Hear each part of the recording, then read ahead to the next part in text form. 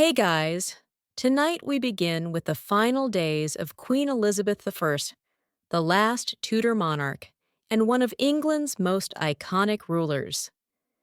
She led her country through an age of flourishing art, decisive victories, and the forging of empire. But behind the crown and power was a woman whose death remains one of history's most enigmatic royal endings. So before you get comfortable, take a moment to like the video and subscribe, but only if you genuinely enjoy what I do here. And let me know in the comments where you're tuning in from and what time it is for you. It's always fascinating to see who's joining us from around the world. Now, dim the lights, maybe turn on a fan for that soft background hum, and let's ease into tonight's journey together. By the winter of 1602, Elizabeth I was approaching her 70th year, an age few reached in Tudor England. Her skin, once powdered into porcelain perfection, had begun to betray the fragility beneath. Her brilliant auburn wigs, once symbols of youthful power, now sat atop a body weathered by nearly half a century of rule. For 44 years, she had reigned alone. She had outlived rivals, buried suitors, and silenced every threat that rose against her. But now the iron will that had defined the queen was beginning to crack. Though her mind was still sharp, those around her noticed something was shifting. Her appetite had waned. Her presence at court had grown sporadic. The fire that once radiated from her throne at Whitehall seemed dimmed, and with the turning of the year, rumors began to whisper through the tapestried halls of Richmond Palace. Rumors that their sovereign was fading. There had been loss, painful personal loss. The execution of Robert Devereux, the Earl of Essex in 1601, had struck a deep blow. Though he had betrayed her, leading a failed rebellion and attempting to seize power, Elizabeth I had loved him in her own way. Some said it was motherly affection.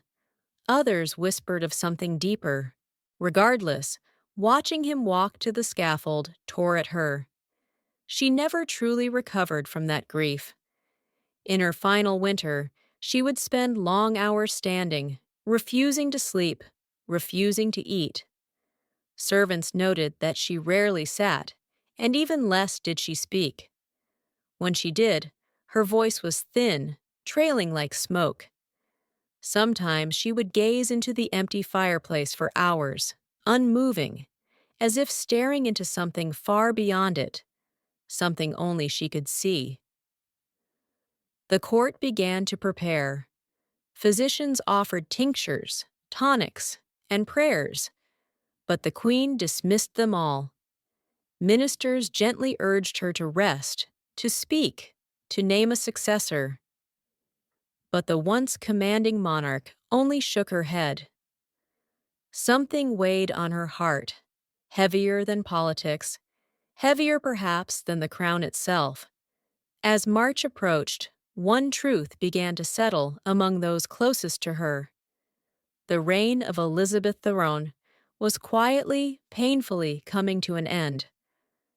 As the days passed, the gloom that filled Elizabeth I's private chamber at Richmond Palace deepened. The once vibrant court, famous for its music, pageantry, and lively discourse, had grown hushed.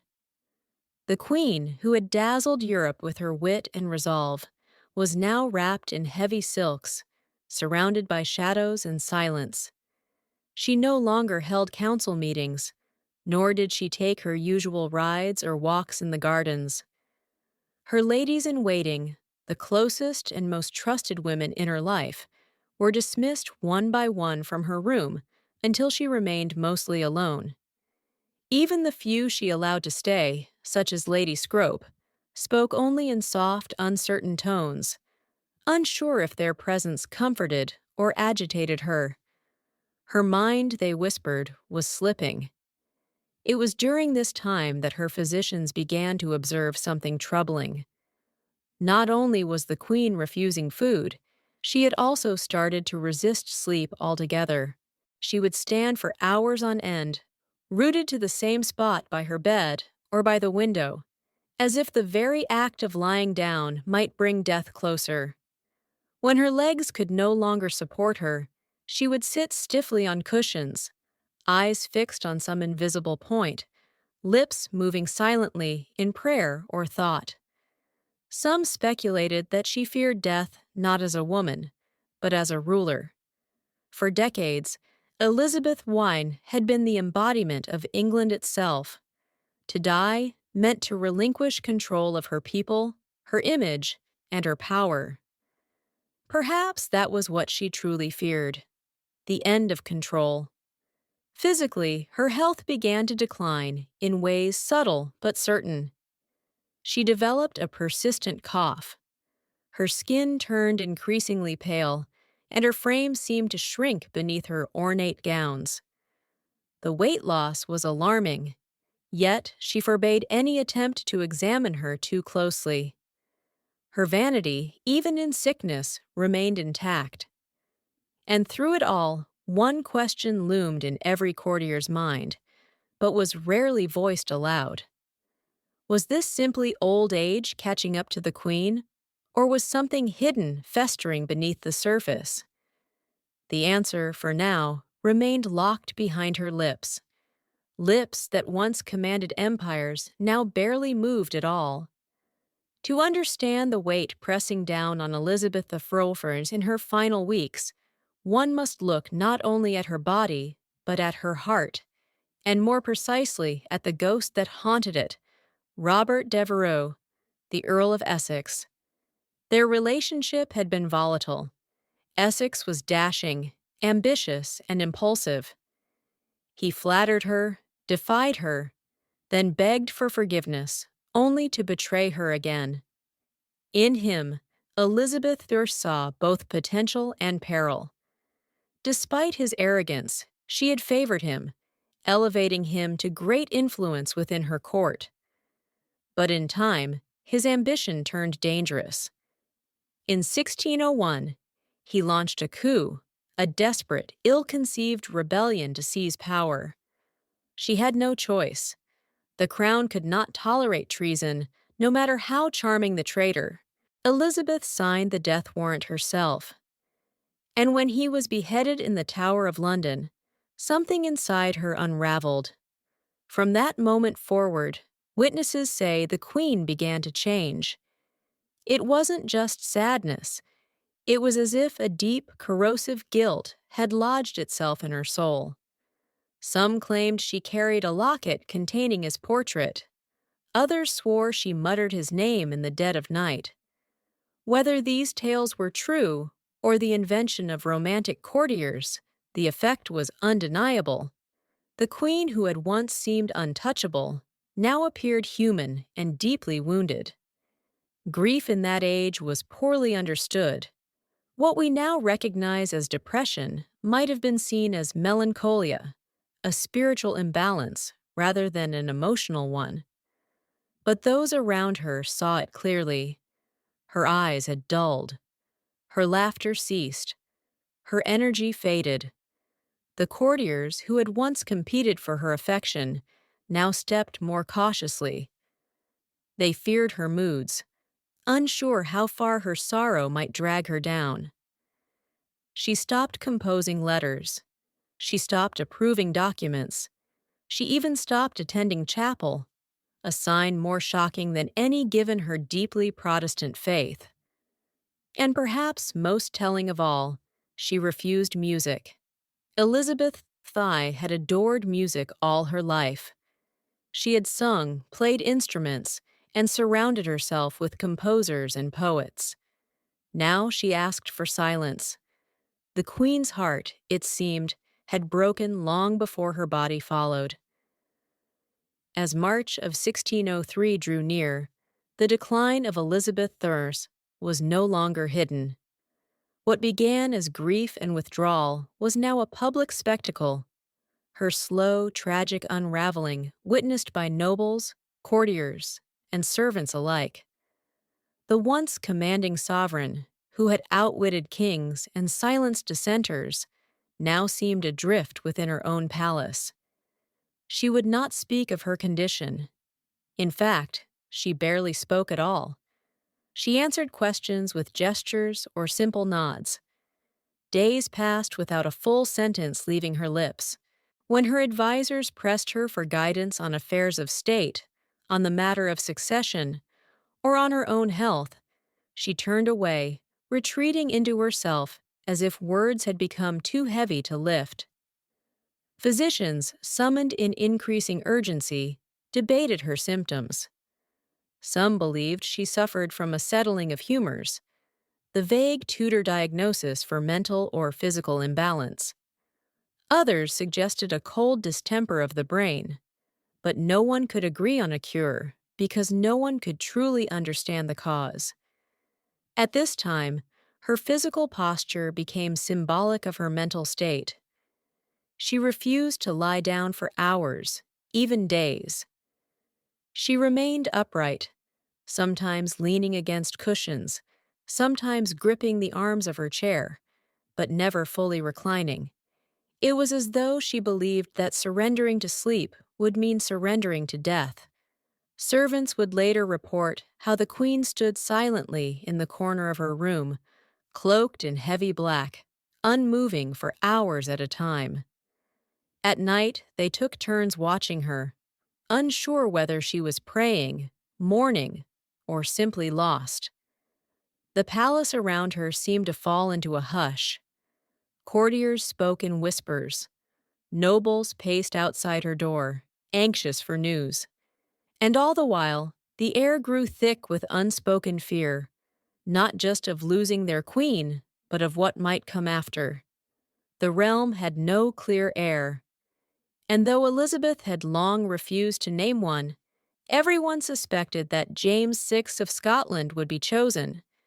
But without her voice, without her seal, would her will be honored?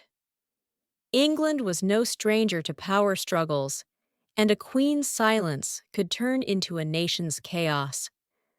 The silence was no longer just hers. It was England's holding its breath. Among the many whispered theories about Elizabeth I's death, one stands out, not because of its drama, but because of its slow, invisible nature.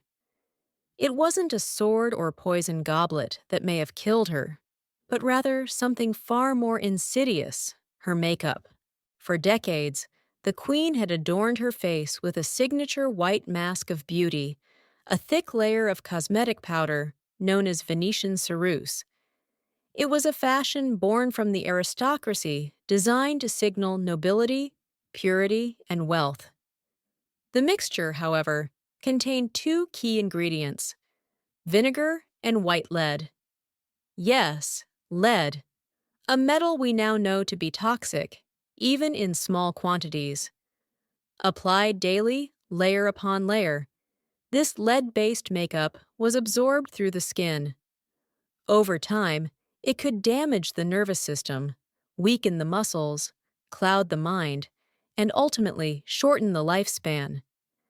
The symptoms of lead poisoning read like a shadowed list of Elizabeth's final months: fatigue, depression, tremors, loss of appetite, cognitive decline, and skin deterioration.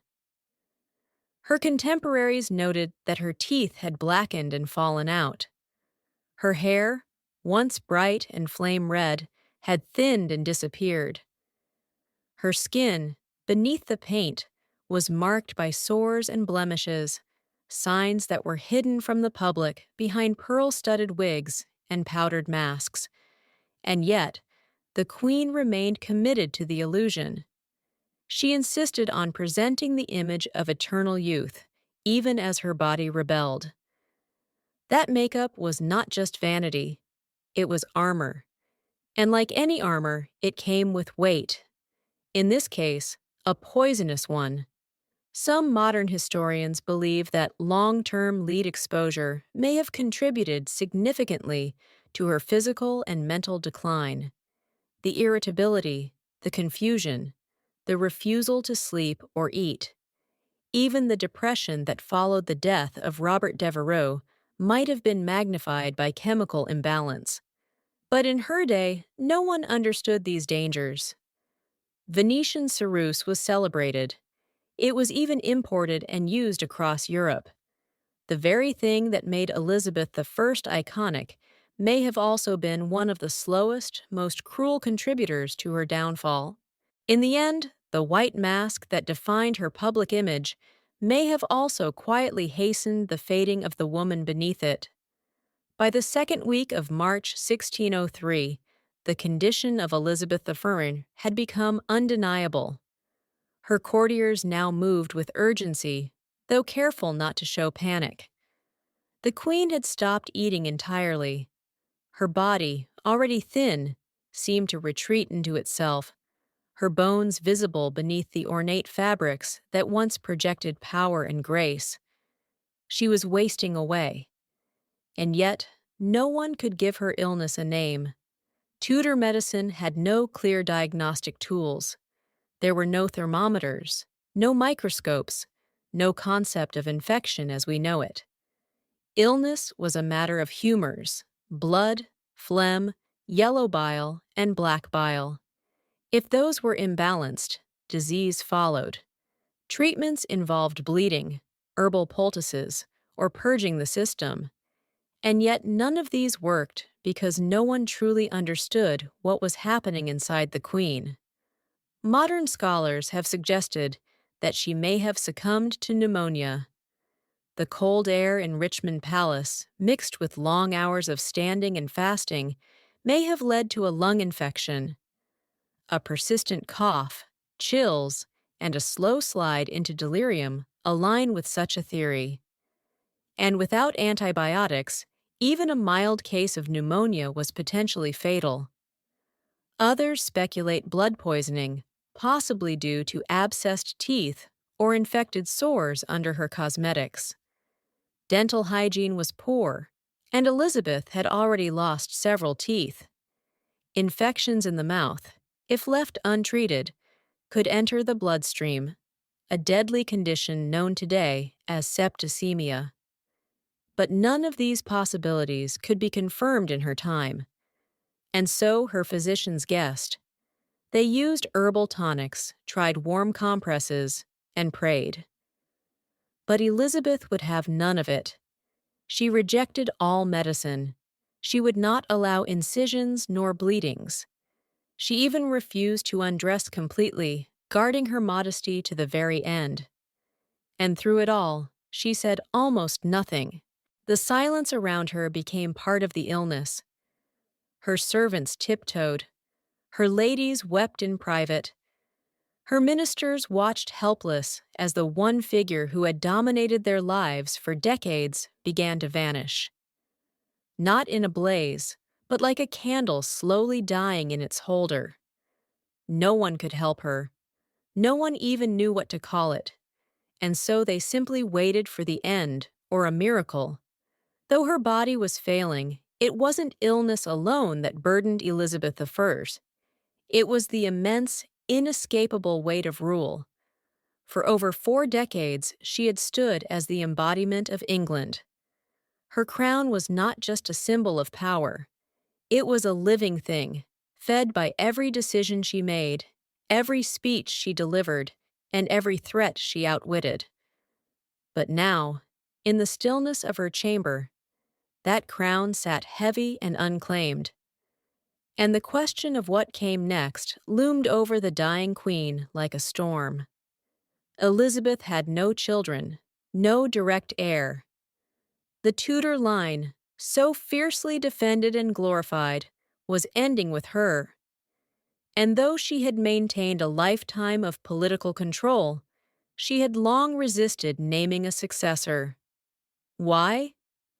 Perhaps because naming one meant acknowledging her own mortality, something she had stubbornly refused to do. The most obvious candidate was James VI of Scotland, son of Mary, Queen of Scots, whom Elizabeth had executed decades prior. He was male, Protestant, and had a legitimate claim through his great-grandmother, Margaret Tudor. But his rise to the English throne would not be simple. Factions existed, old grudges remained, Catholic claimants still lurked in the shadows. As the Queen's strength faded, pressure mounted on her to make a formal declaration. Ministers, especially Robert Cecil, the Secretary of State, pressed gently but firmly. England could not be left rudderless. Civil war was not a memory so distant as to be forgotten.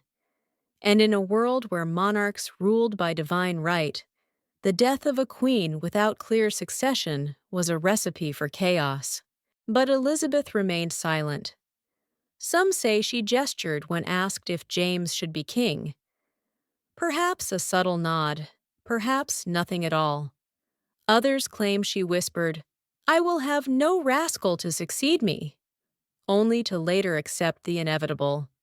But there is no record, no firm confirmation. The monarch who had delivered some of history's most memorable speeches would not speak her final decision. It is possible that in her mind, acknowledging a successor was equal to surrendering, to admitting that her story, her dynasty, and her era were truly coming to a close. And perhaps that was more painful than death itself. As March drew on, and the hours grew colder, those attending Elizabeth's faced a peculiar and increasingly disturbing reality. The Queen refused to sleep, not occasionally, but entirely. Days and nights blended into one endless vigil as she remained seated or standing in her chamber, eyes distant, spirit detached. To many, it seemed that the Queen was terrified not of death, but of what lay between her and death, rest. There were moments when her attendants begged her to lie down, but she resisted with such force that they stopped asking. Her refusal wasn't rooted in stubbornness alone. It carried the weight of superstition and sorrow. In Tudor times, sleep was often viewed as a temporary death, a time when the soul drifted dangerously close to the beyond. And Elizabeth I, despite her formidable logic and intellect, may have believed that if she closed her eyes, she would never open them again. And so she sat, sometimes hunched in her chair, other times leaning against the wall. She defied the limitations of her failing body. The swelling in her legs worsened. Her breathing grew shallow, but still she would not lie in bed. Her servants tried to coax her with music. She turned it away. They brought warm drinks. She waved them off. She did not wish to be comforted, nor convinced. It was as if she was standing watch over her own death, refusing to give it an invitation. Eventually, her strength began to betray her. She collapsed several times. On one occasion, she was found crumpled beside her chair, unwilling to cry out for help. After that, her ladies-in-waiting took turns, staying close, hovering like ghosts of the court she had once commanded. Even they no longer spoke to her unless spoken to first. The atmosphere in the room was one of reverence, sorrow, and dread. When at last she agreed to lie in bed, it was not from peace, but from exhaustion. Her body had given out. She was placed beneath the covers gently, like a fragile relic being lowered into silk. It was the first time she had rested in days, and for many, it felt like the beginning of the end.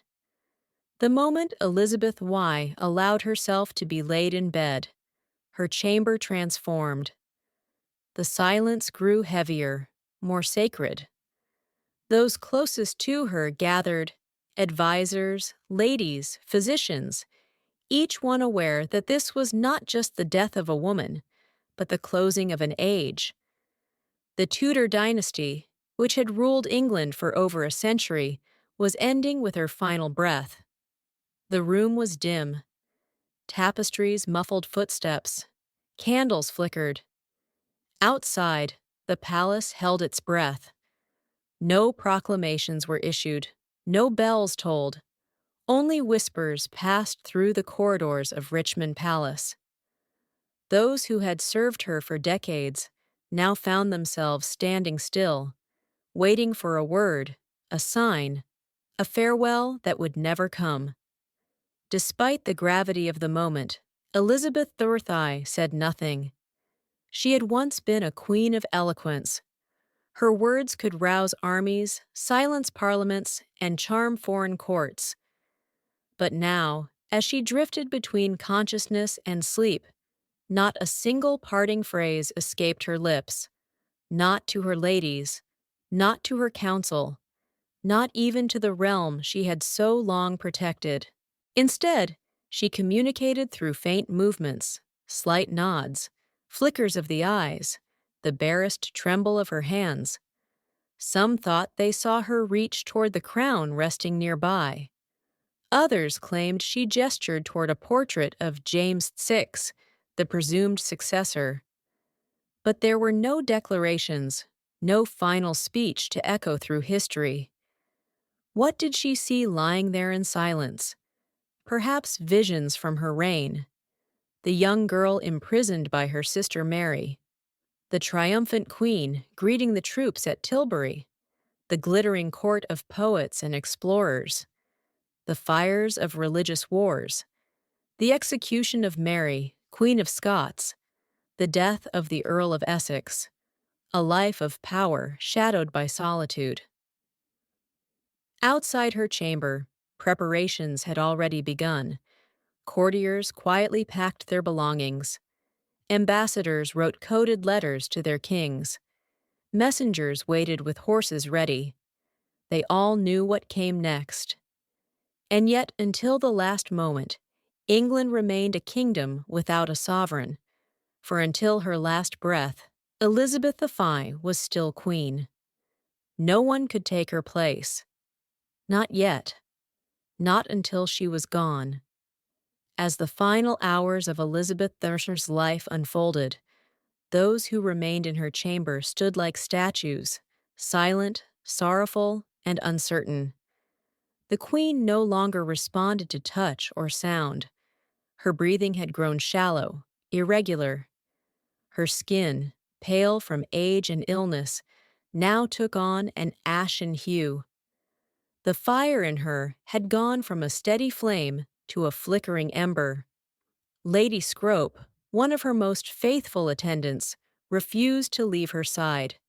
She held the queen's hand and dabbed her brow with linen soaked in rosewater. Others stood in the background whispering prayers, some aloud, others in their hearts. There was no ritual for this. There had never been a monarch like her before. Outside, Richmond Palace was wrapped in a quiet anxiety. No proclamation had yet been made, and still no one dared call her death until the final breath passed. Messengers stood ready at the gates, prepared to ride to Scotland the moment it was confirmed, to deliver the news to James VI, the man who would be king. Inside, time seemed to warp. The minutes dragged like hours, and no one dared speak of what would come next. Even Robert Cecil, the chief architect of the peaceful transition to the House of Stuart, stood still, his papers folded in his hand. His greatest political maneuver, uniting England and Scotland under one crown, was moments away, yet entirely dependent on a woman in her final moments.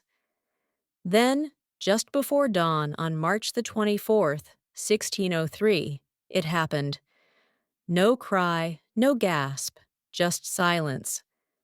The room remained motionless for a full minute, as if all feared the breath might return.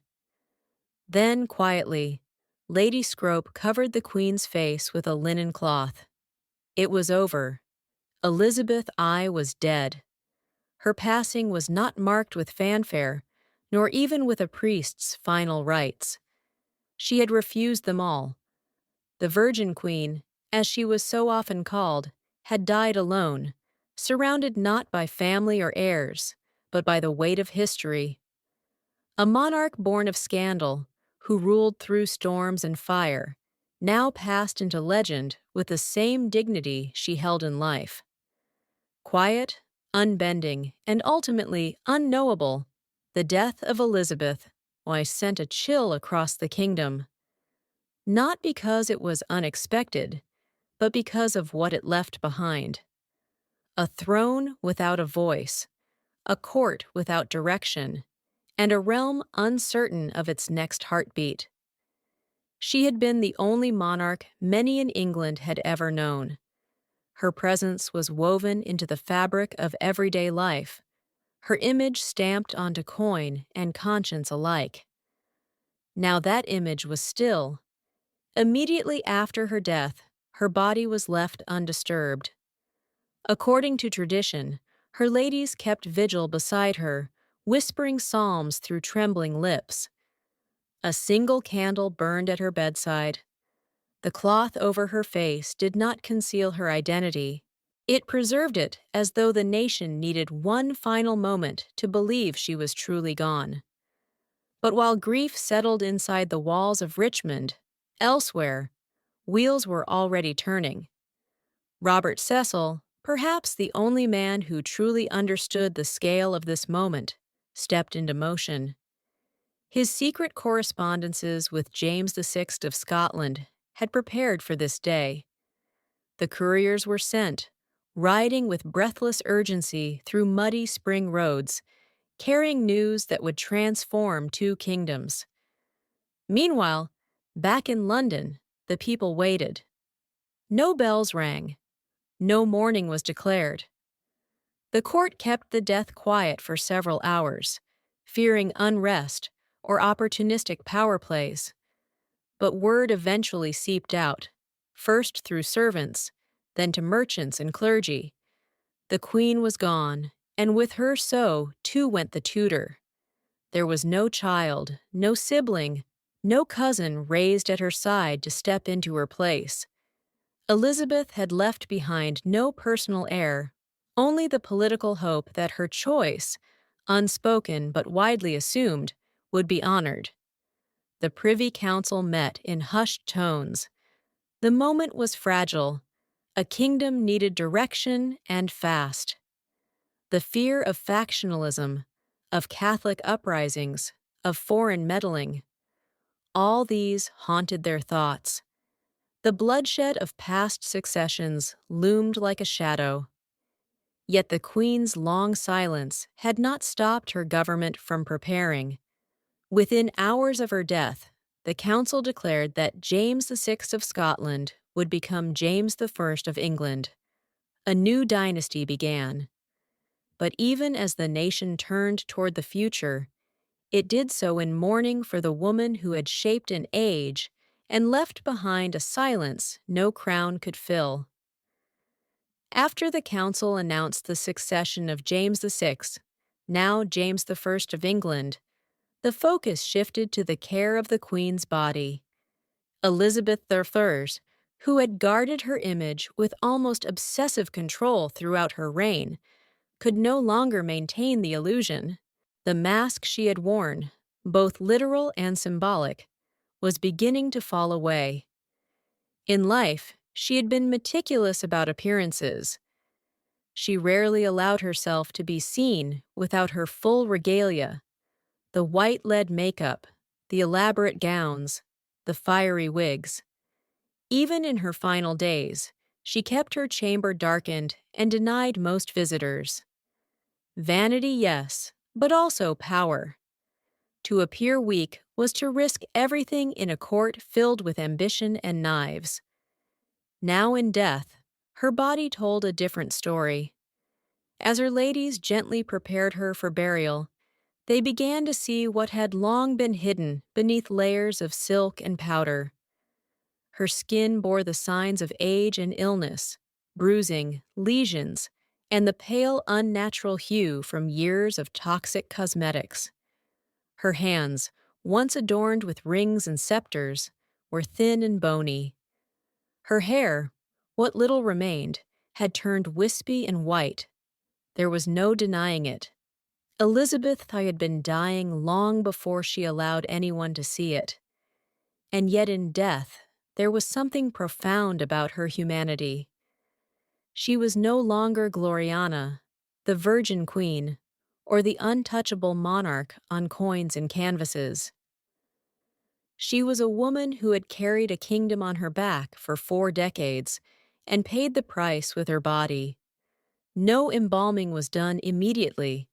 The tradition at the time was to delay the burial to allow time for national mourning and for proper ceremony. Her body lay in state, dressed one final time in royal robes, crown placed above her brow, orb and scepter at her side. For all the imperfections now visible, her people still came to pay respects not just to the queen she had been, but to the person she had become. A woman of contradictions, powerful and alone, brilliant and burdened, fierce and fragile. The mask had slipped away, but what remained was not less regal, only more real. On April the 28th, 1603, more than a month after her death, the body of Elizabeth I was finally laid to rest. The delay had not been caused by negligence, but by reverence. England had lost its longest reigning monarch to date, and such a passing demanded a ceremony that would match the magnitude of her legacy. Her funeral procession began at Whitehall and moved slowly toward Westminster Abbey. The streets of London were lined with mourners, nobles, clergy, commoners. Thousands of faces turned toward the carriage that bore their queen one final time. Some wept, others stood in solemn silence.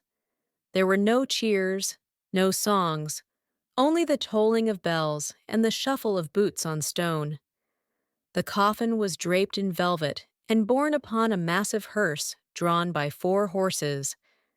Above it sat an effigy of Elizabeth I, dressed in state robes with crown, orb, and scepter, eyes open, face serene, as if still watching over her people.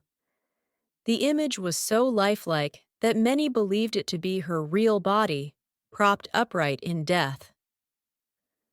Behind the hearse marched an honor guard followed by the nobles of her court, members of parliament, and ambassadors from foreign nations. Each step echoed the weight of transition. A queen was being buried, but an entire era was being mourned. At Westminster Abbey, she was interred in the vault beside her half-sister, Mary Y., a symbolic reunion between 2 queens once bitterly divided by religion and rivalry. On the tomb, the inscription reads, "Partners in throne and grave. Here rest we 2 sisters, Elizabeth and Mary, in the hope of one resurrection." The irony was not lost on historians. In life, the sisters had been enemies. In death, they lay side by side. The funeral marked more than the end of a monarch. It marked the end of the Tudor dynasty. With Elizabeth gone, so too ended the lineage that had brought England out of the Wars of the Roses and into an age of exploration, cultural flourishing, and national pride. And as the Abbey's great doors closed behind her, an entire kingdom stood changed. The Elizabethan age was over. What came next would be shaped by a different hand and a different crown. More than 4 centuries have passed since Elizabeth Day took her final breath. And yet the mystery surrounding her death remains. Unlike monarchs who died in battle or by clear illness, Elizabeth's decline was veiled in silence, secrecy, and contradictions. As a result, scholars, physicians, and curious minds have continued to speculate what exactly killed the Virgin Queen. The most common theory is simple: old age. At nearly 70 years old, Elizabeth had far outlived most of her contemporaries. After 4 decades of rule and countless personal losses, her body may have simply succumbed to time. Her refusal to eat, drink, or rest certainly contributed to her decline, and without modern medicine, even a minor ailment could turn fatal. Another compelling theory is pneumonia. The queen reportedly caught a chill shortly before her final decline. Cold, damp conditions in Richmond Palace, combined with her weakened state, may have allowed an infection to take root. With no antibiotics and only rudimentary treatments, pneumonia would have been devastating. Yet other theories point to lead poisoning. Her famous white makeup, Venetian ceruse, was known to contain white lead, a toxic substance absorbed through the skin. Over decades, it could have damaged her organs, caused psychological changes, and slowly poisoned her from within. Symptoms such as fatigue, irritability, and cognitive decline all match modern understandings of chronic lead exposure. Then there is the possibility of blood poisoning, perhaps from an infected tooth or sore. Dental health was notoriously poor, and Elizabeth had suffered tooth loss and decay. A small infection could easily have entered her bloodstream, resulting in septicemia. A silent killer in an era without understanding of bacteria or sterilization. Finally, some historians explore the emotional and psychological toll, grief and depression. The loss of Robert Devereux and other beloved confidants seemed to break something within her. Her refusal to lie down, her long silences, her deep melancholy, all could be signs of profound psychological suffering, which untreated may have hastened her end. In truth, it may have been all of these factors: age, illness, poison, grief, woven together in a tapestry of decline. A queen who carried an empire may have finally been crushed beneath its weight. And yet in her silence, she left no confession, only a legend. Elizabeth Warre's death was not merely the close of a life. It was the close of an identity that England had worn for more than 40 years. She had reigned alone, without husband or child, carving her image into the very soul of a nation. Her passing was quiet, private, and full of unanswered questions. But the echo of her reign thundered into the centuries that followed. The country she left behind was vastly different from the one she inherited. When she first ascended the throne in 1558, England was fractured by religious war, threatened by foreign powers, and teetering on the edge of instability. Through sheer will, political genius, and theatrical leadership, Elizabeth I transformed it into a formidable kingdom, confident, culturally vibrant, and respected on the world stage. Her death, however, revealed the fragility beneath that surface. She had held everything together through force of personality and presence. With her gone, a power vacuum threatened to reopen old wounds. The peaceful transition to James I marked a diplomatic victory, but also a seismic shift. The Tudor flame had gone out. The Stuart dawn was uncertain, and yet what lingered in the minds of her people wasn't just the politics. It was her persona. The speeches at Tilbury, the defiant rejection of marriage, the cultivated image of the Virgin Queen, the jewels, the gowns, the high forehead, the poetic rhetoric. All of it became mythic. Even her final silence served her legacy. She exited the world on her own terms, offering no final word, no dying gasp for legacy or pity. In life, she'd been a master of performance. In death, she let the silence speak louder than any closing act. To this day, historians still debate the details of her death. but few debate her impact. The Elizabethan age remains one of the most celebrated periods in English history. Her name became shorthand for a golden era of poetry, exploration, and national pride. And though her body rests quietly beneath the stones of Westminster Abbey, her story continues to live in pages, on stages, and in the very spirit of the monarchy she once ruled. She died alone, but she did not die forgotten. Long before chocolate bars lined grocery store shelves and hot cocoa warmed winter hands, cacao was something entirely different. It wasn't sweet. It wasn't even eaten. It was drunk, bitter, frothy, and sacred. And for the ancient peoples of Mesoamerica, this strange, powerful bean held more than flavor. It held meaning. Our story begins over 3,000 years ago, deep in the tropical rainforests of what is now southern Mexico. The Olmec, considered one of the first complex civilizations in the Americas, were likely the earliest people to cultivate the cacao tree. Though much of their history is shrouded in mystery, archaeologists believe they used cacao in rituals, and possibly as a ceremonial drink consumed by elite leaders or shamans. It was no ordinary refreshment. It was a vessel for spiritual power.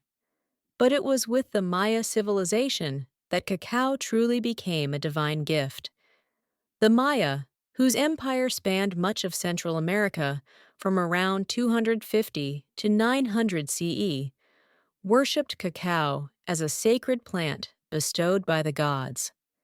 According to their mythology, cacao was a gift from the gods of creation, part of the very foundation of human life. The Popol Vuh, a sacred Maya text, describes the gods forming humans from maize and cacao, binding them to the natural world. Cacao was reserved for important moments. Priests offered it during religious ceremonies. Nobles drank it during elaborate feasts. It was believed to invigorate the spirit and open a gateway to the divine. Served cold and mixed with chili, spices, or cornmeal, the cacao drink was rich, intense, and energizing.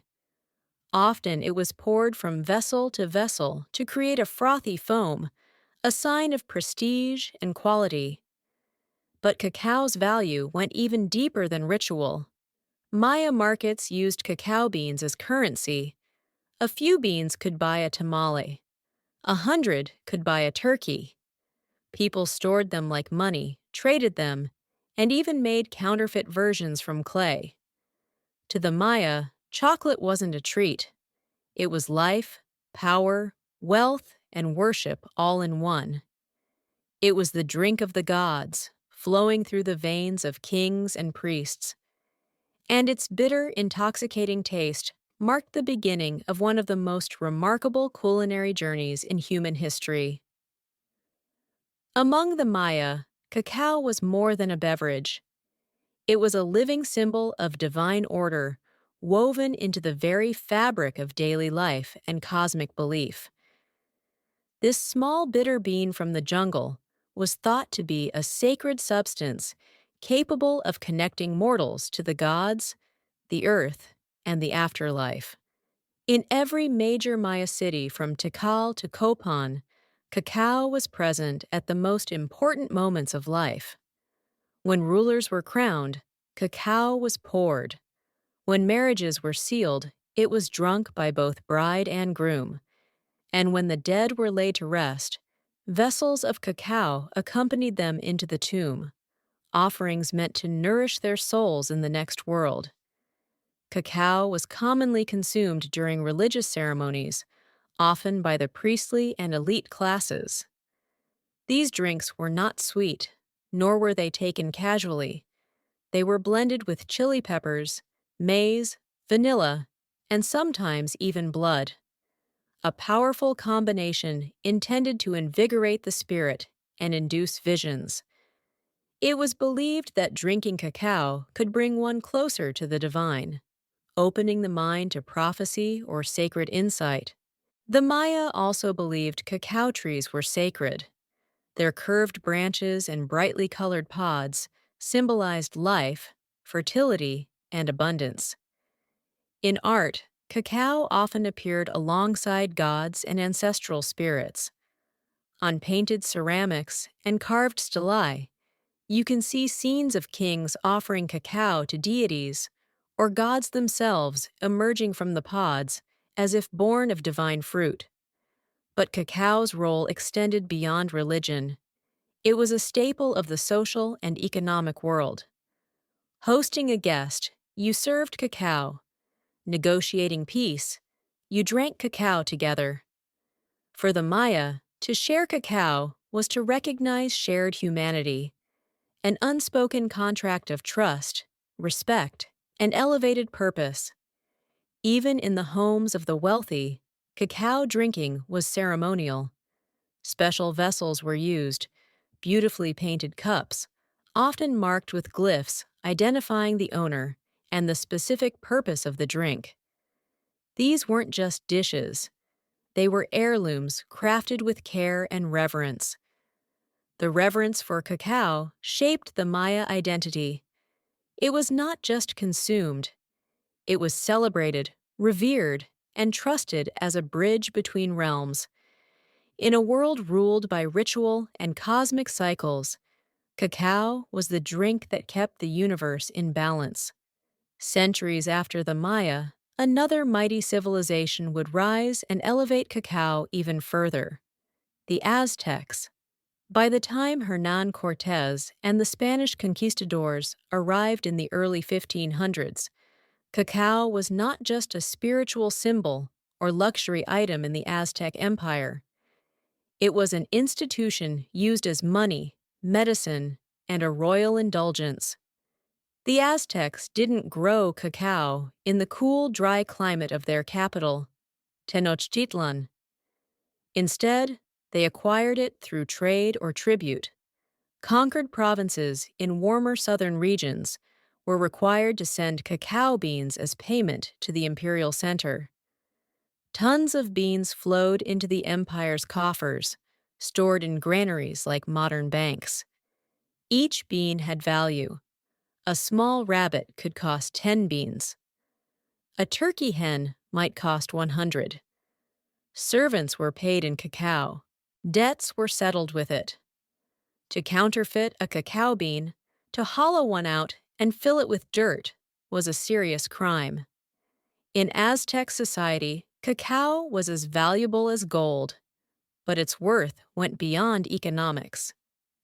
Cacao, known as xocolotl, was revered as a warrior's drink. It was consumed by nobles, priests, and military leaders, never by commoners. Prepared with water, chili, and sometimes maize, it was believed to energize the body and sharpen the mind before battle.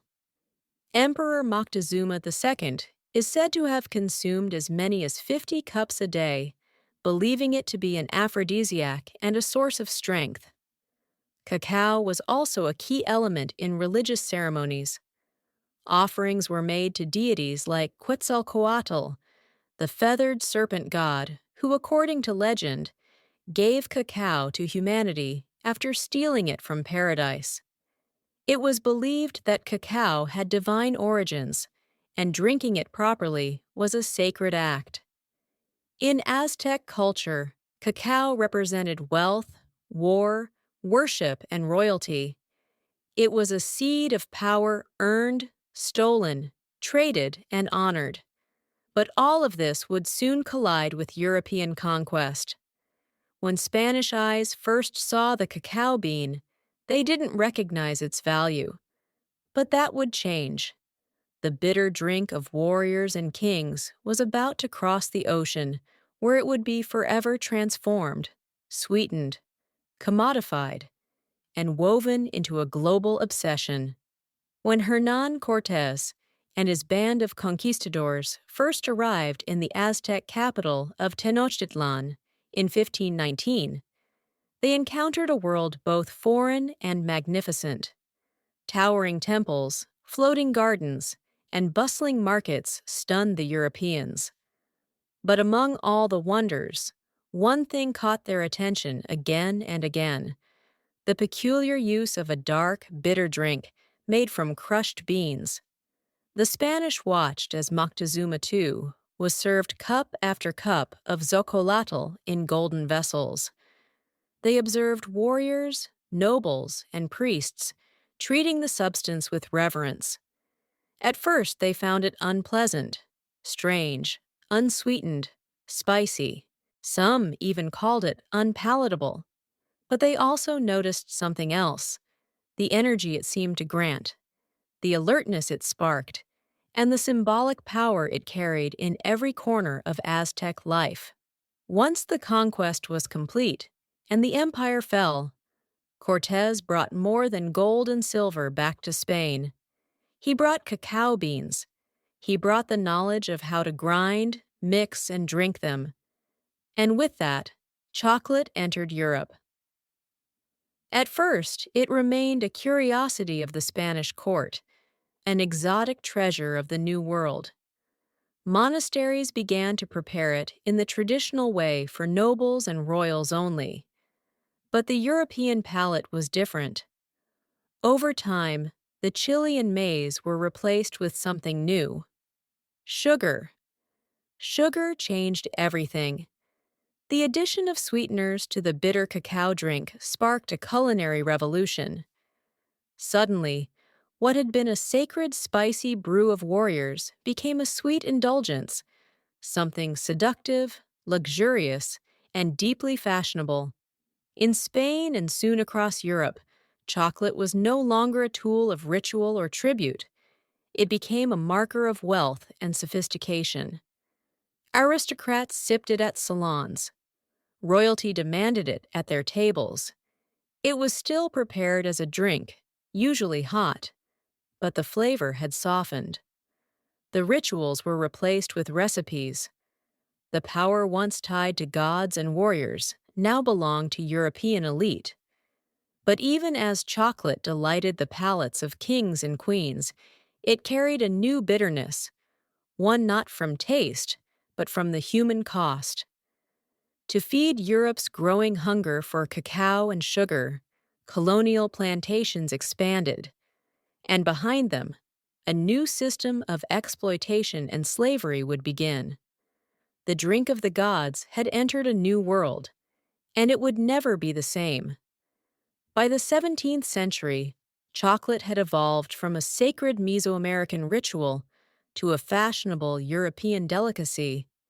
But behind this sweet transformation lay a growing darkness. The union of cacao and sugar, a pairing that delighted European palates, also became one of the driving forces behind one of history's most brutal systems: the transatlantic slave trade.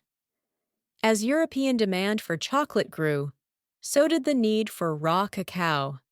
The lush equatorial regions of South America, Central America, and the Caribbean offered the perfect climate to grow the cacao tree. But harvesting it was labor-intensive. Cacao pods had to be picked by hand, split open, and the beans fermented, dried, and roasted. The same was true for sugarcane, another demanding crop. To maximize profit, colonial powers turned to slavery. The Portuguese, Spanish, French, Dutch, and British all participated in building plantation economies fueled by enslaved labor. Millions of Africans were captured, shipped across the Atlantic, and forced to work under brutal conditions on plantations in Brazil, the Caribbean, and later West Africa. Many would spend their lives cultivating cacao and sugar, never tasting the sweet confections their labor created. The human cost was staggering. In the pursuit of chocolate and sugar, families were torn apart, cultures were erased, and entire generations suffered. Yet in the drawing rooms of London, Paris, and Madrid, aristocrats sipped hot chocolate, unaware or uninterested in the lives behind the beans. The commodification of cacao marked a turning point. It was no longer a sacred offering. It was a global product, something to be traded, taxed, and turned into profit. And as the industrial age approached, the demand would only grow. What began as a spiritual drink crafted with reverence and ceremony had now become entangled in empire and exploitation. The taste that had once symbolized divine connection now left a bitter residue, one of blood, suffering, and systemic injustice. Yet the allure of chocolate only deepened. Its association with luxury, love, and pleasure grew stronger, while its history of labor and suffering was quietly buried beneath layers of sugar and cream. The story of chocolate's rise was no longer just about flavor or ritual. It was about power, profit, and the people sacrificed along the way. For centuries, chocolate remained a liquid luxury, served in royal courts and elegant salons. But as Europe entered the Industrial Revolution, chocolate was about to undergo another transformation, one that would forever change its form, its audience, and its place in the world. The early 1800s saw a wave of invention. Mechanization and mass production were reshaping everything from textiles to food. And in 1828, a Dutch chemist named Coenraad Johannes van Houten developed a revolutionary process.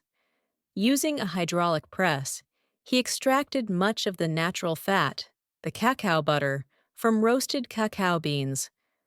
What remained was a dry cake, which could be ground into a fine powder.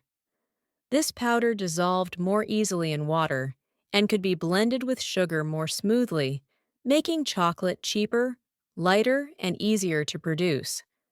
This invention gave birth to what we now call Dutch cocoa, and it paved the way for solid chocolate. In 1847, the British company Fry and Sons took things a step further. By combining cacao powder, cacao butter, and sugar, they created the world's first modern chocolate bar, a smooth, moldable, and portable version of what had always been a drink. For the first time, chocolate could be held in the hand, not just sipped from a cup. Then came the Swiss. In the 1870s, Daniel Peter introduced milk chocolate by adding condensed milk to the mixture, creating a creamier, sweeter version of the classic bar.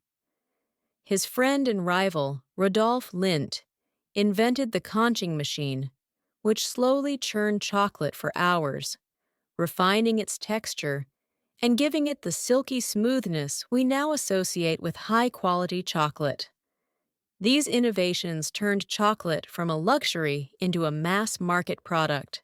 With lower prices and improved texture, chocolate was no longer reserved for royalty. It entered shops, factories, and lunchboxes across Europe and soon after the United States.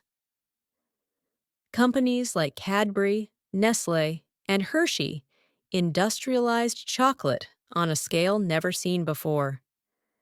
Packaging became colorful and playful. Advertising emphasized joy, indulgence, and childhood wonder. But in making chocolate sweet, accessible, and solid, something of its origin was forgotten. The divine drink of gods had become a snack. Delicious, yes, but stripped of its ancient power and ritual. Still, a new chapter had begun, one where chocolate would become beloved worldwide. By the dawn of the 20th century, chocolate had taken root across the globe, not just as a delicacy, but as an industry. What began as a sacred brew among ancient civilizations had become a worldwide phenomenon driven by factories, marketing, and the unstoppable forces of global capitalism. In the United States, chocolate took a uniquely American turn with Milton Hershey. In the late 1800s, Hershey applied mass production methods to chocolate, much like Henry Ford would later do with automobiles. His factory in Pennsylvania produced affordable milk chocolate for the average American, not just the elite. By 1900, the Hershey bar was born, and with it, a new American love affair with chocolate. But chocolate was no longer just a product. It was becoming a symbol. Soldiers carried it into war. Children traded it on playgrounds. It appeared in cookbooks, holiday rituals, and romantic gestures. Valentine's Day, Halloween, Easter, each adopted chocolate as its unofficial mascot. Its sweetness now spoke to love, comfort, and nostalgia. Meanwhile, international companies expanded cacao cultivation to meet demand. West Africa, particularly Ghana and Côte d'Ivoire, became global hubs for cacao farming, surpassing Latin America. The same regions that had once endured colonial rule and slavery were now supplying over 70% of the world's cacao, often under exploitative conditions. Even in modern times, labor abuses, including child labor and poverty-level wages, persist in many cacao-growing regions. Yet, despite its tangled roots, chocolate's popularity only grew. In Japan, it became a refined art. Small, exquisite bonbons gifted with ritual precision. In Switzerland, it was a matter of national pride, with brands like Toblerone and Lindt defining premium quality. In Mexico, chocolate returned to its ancient roots, used in traditional dishes like mole, where bitter and savory flavors coexist. Global chocolate culture was and still is a paradox, universal yet personal, a product born of indigenous ceremony, transformed by empire, refined by industry, and then embraced in 1,000 unique ways across continents. From the Andes to Antwerp, from Ghana to Geneva, chocolate had become part of the human story. And even though few stop to wonder where it came from, every bite carries the flavor of history. Sweet, bitter, and everywhere in between. In the whirlwind of industrial growth and global expansion, chocolate's ancient origins were largely forgotten. What once carried divine meaning and ceremonial weight had become, for many, just another snack.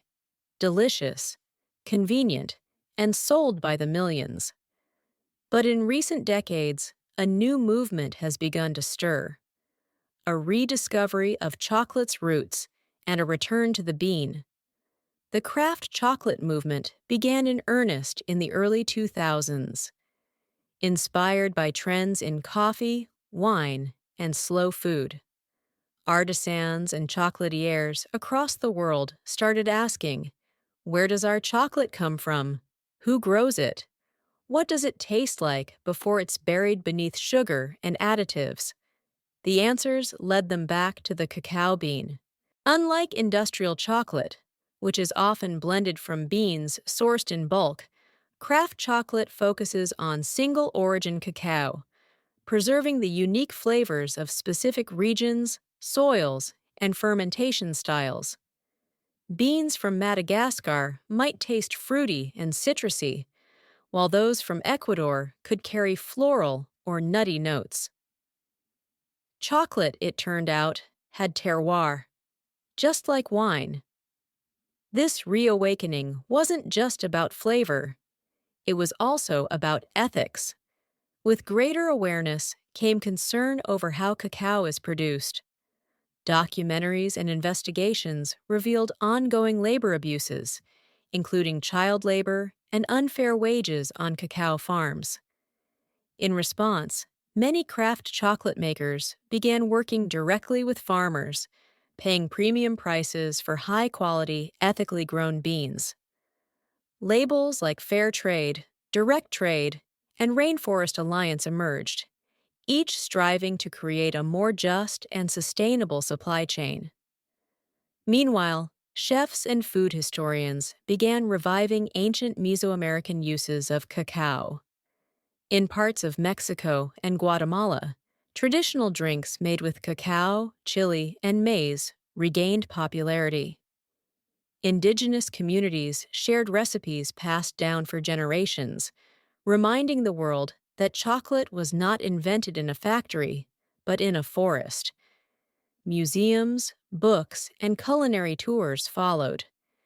People began to see chocolate not just as candy, but as culture, rich in heritage, struggle, and story. The world had changed chocolate, but chocolate in its essence had never changed. It was still the fruit of a tree grown by hand, prepared with care, and shared with meaning. And for those who cared to listen, chocolate once again began to speak, not just in sweetness, but in memory. Today, chocolate is everywhere. At celebrations, in vending machines, inside pastries, and gourmet kitchens alike. It's a symbol of love, luxury, and comfort.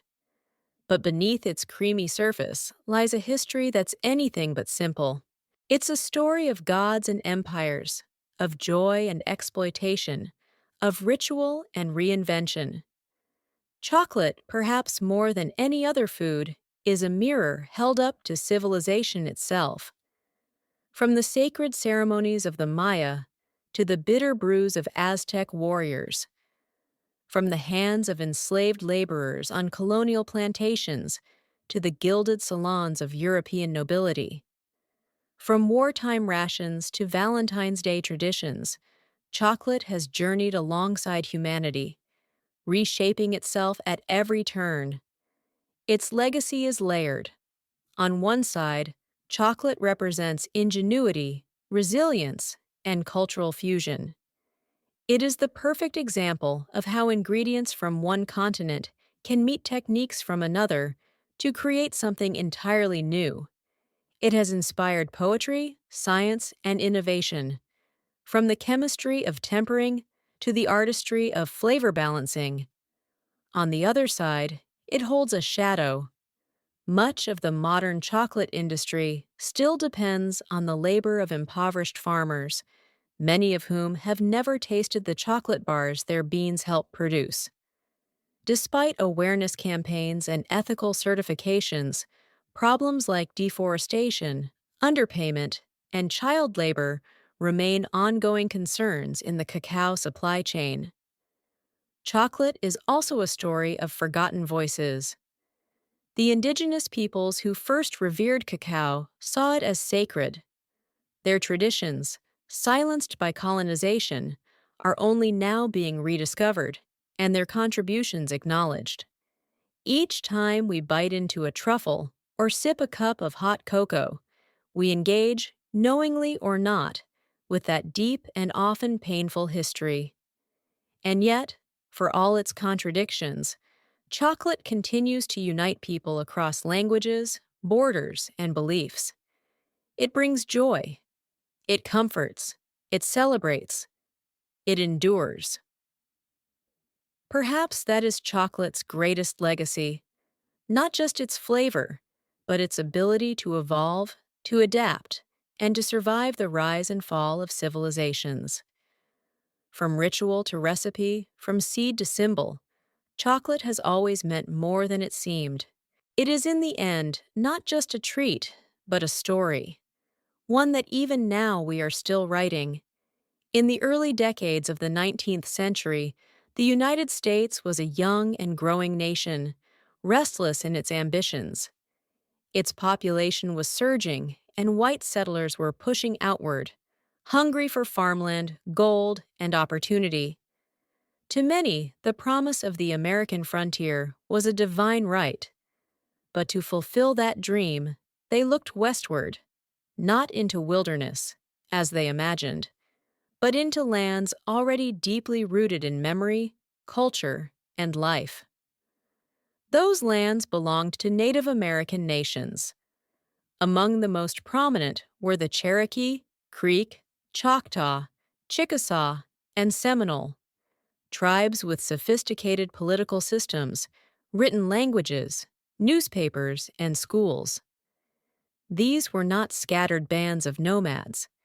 They were sovereign communities, many of which had long tried to coexist with the United States on legal and diplomatic terms. The Cherokee Nation, in particular, had adopted numerous elements of American society in hopes of preserving their autonomy. They drafted a constitution modeled after that of the U.S., practiced agriculture, and many converted to Christianity. They even published a bilingual newspaper. They even sent delegates to Washington. But to white settlers and politicians, assimilation was never enough. What they wanted was the land. Georgia, Alabama, Mississippi, and other southern states began encroaching more aggressively into native territories. They passed laws invalidating tribal governance, nullifying native property rights, and pressuring the federal government to act. The discovery of gold in northern Georgia only heightened the urgency. The land, they argued, was too valuable to remain in native hands. President Andrew Jackson, a former general and staunch advocate for removal, stepped forward with a solution. Clear the east of native nations entirely, relocate them beyond the Mississippi River to a place where they would no longer obstruct the march of cotton plantations and white settlement. This was not merely policy. It was ideology, manifest destiny, though not yet named, pulsed through the veins of the American project. The belief that white Americans were destined to expand from coast to coast came at the expense of anyone in their way, and in the 1830s, that meant entire nations of people. Thus, the stage was set not for progress, but for one of the most sorrowful and shameful journeys in American history, the Trail of Tears. On May 28, 1830, President Andrew Jackson signed into law the Indian Removal Act, legislation that would forever alter the lives of tens of thousands of Native Americans. Though cloaked in the language of fairness and voluntary exchange, the act marked the beginning of a calculated and relentless campaign to remove Native tribes from their ancestral homelands in the southeastern United States. The act authorized the president to negotiate treaties with Native nations, exchanging their lands east of the Mississippi River for territory in what was then called Indian Territory, an expanse of land that would later become Oklahoma. Supporters of the law argued that it would protect Native peoples from extinction by placing them far from white encroachment. But in truth, it was a land grab dressed in the rhetoric of protection. Andrew Jackson, a military hero celebrated for his brutal campaigns against the Creek and Seminole, saw removal as a logical continuation of American expansion. He claimed Native peoples could not live in harmony with white settlers. Removal, he argued, was not only beneficial, it was inevitable. They have neither the intelligence, the industry, the moral habits, nor the desire of improvement, he once said of Native nations. They must perish or they must abandon their habitations and wander far into the wilderness. Congress was divided, but the bill passed narrowly. In the Senate, it cleared by just 3 votes. In the House of Representatives, it passed by a margin of 5. These slim victories were enough to set into motion one of the most tragic episodes in American history. Some tribes agreed to relocate, fearing war or further loss. Others held out, believing the promises of treaties that offered money, supplies, and safe passage, but these promises would prove hollow for many. In practice, the removal process was chaotic, cruel, and often violently enforced. What the law claimed would be a peaceful transfer quickly became a nightmare of broken agreements, corruption, and forced marches. Entire communities were uprooted, homes burned, crops destroyed. Soldiers arrived at the doorsteps of families, ordering them to pack what they could carry. Behind them came settlers ready to claim the cleared land. The Indian Removal Act didn't just redraw maps. It severed ancestral ties, destroyed lives, and exposed a bitter truth. American expansion was built not only on hope, but on heartbreak. While many believed the Indian Removal Act would lead to peaceful relocations, the Cherokee Nation chose a different path. One grounded not in weapons, but in words and law. Determined to defend their sovereignty, the Cherokee took their fight to the courts of the United States, using the very legal system that had been used against them. Under the leadership of Principal Chief John Ross, the Cherokee drafted a constitution, created a formal government, and asserted their right to exist as a sovereign nation within U.S. borders. They believed that by proving their civilization and political structure mirrored that of the American Republic, they could protect their territory. Their resistance culminated in two landmark Supreme Court cases. In Cherokee Nation versus Georgia, 1831, the Cherokee sought a federal injunction against laws passed by the state of Georgia that stripped them of their rights and lands. The court led by Chief Justice John Marshall ruled that the Cherokee were not a foreign nation and thus had no standing to sue. A devastating blow. But the next year, a second case would shift the tide. In Worcester versus Georgia, 1832, the court ruled in favor of the Cherokee, declaring that the state of Georgia had no authority to impose laws on Cherokee territory. Marshall affirmed that the federal government alone could negotiate with sovereign native nations. For a brief moment, justice appeared to be on the Cherokee's side. But President Andrew Jackson reportedly responded with chilling defiance. John Marshall has made his decision. Now let him enforce it. Whether he actually said those exact words remains debated, but his actions left no doubt. Jackson refused to uphold the court's ruling, and Georgia continued to ignore it. The Constitution had spoken, but political will refused to listen. The Cherokee, clinging to hope, still resisted signing removal treaties, but division crept in. A small faction within the Cherokee, led by Major Ridge, John Ridge, and Elias Boudinot, believed removal was inevitable and signed the Treaty of New Echeta in 1835 without the authorization of the Cherokee government.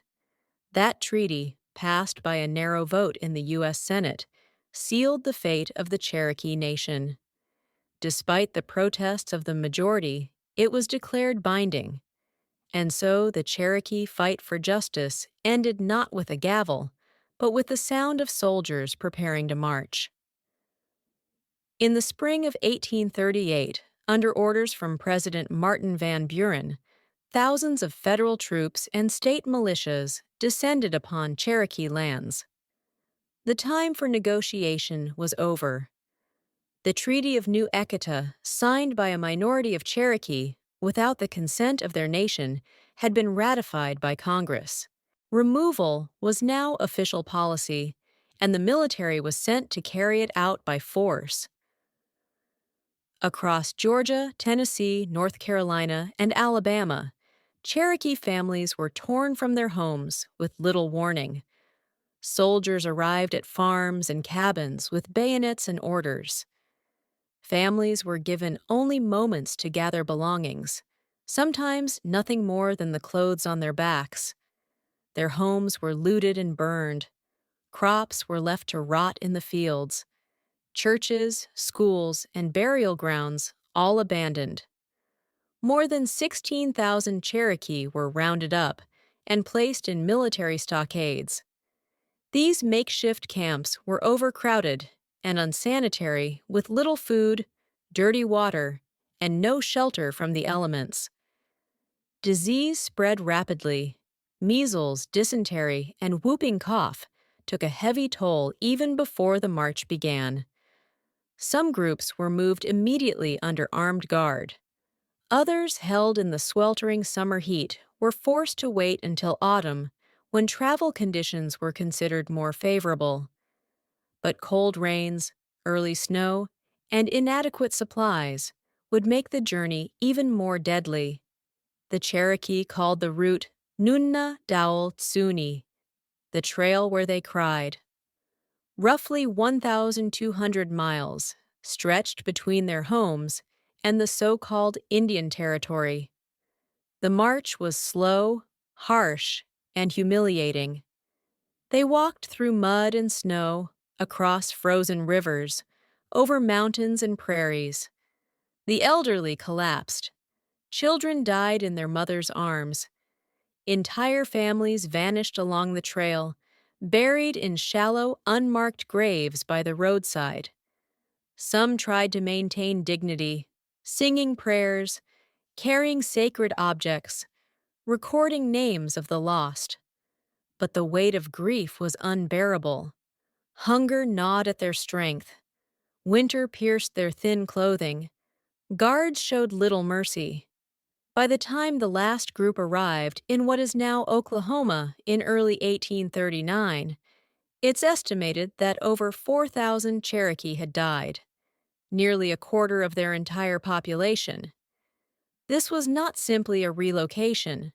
It was a death march, a forced erasure of identity, home, and hope. When the last group of Cherokee reached Indian Territory in March of 1839, the journey was over, but the suffering was not. The losses endured along the Trail of Tears extended far beyond the 4,000 lives claimed by disease, exposure, and starvation. What died on that trail was more than people.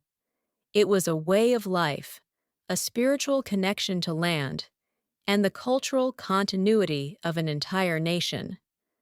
The trauma echoed through generations. Survivors arrived weakened, broken, and grieving.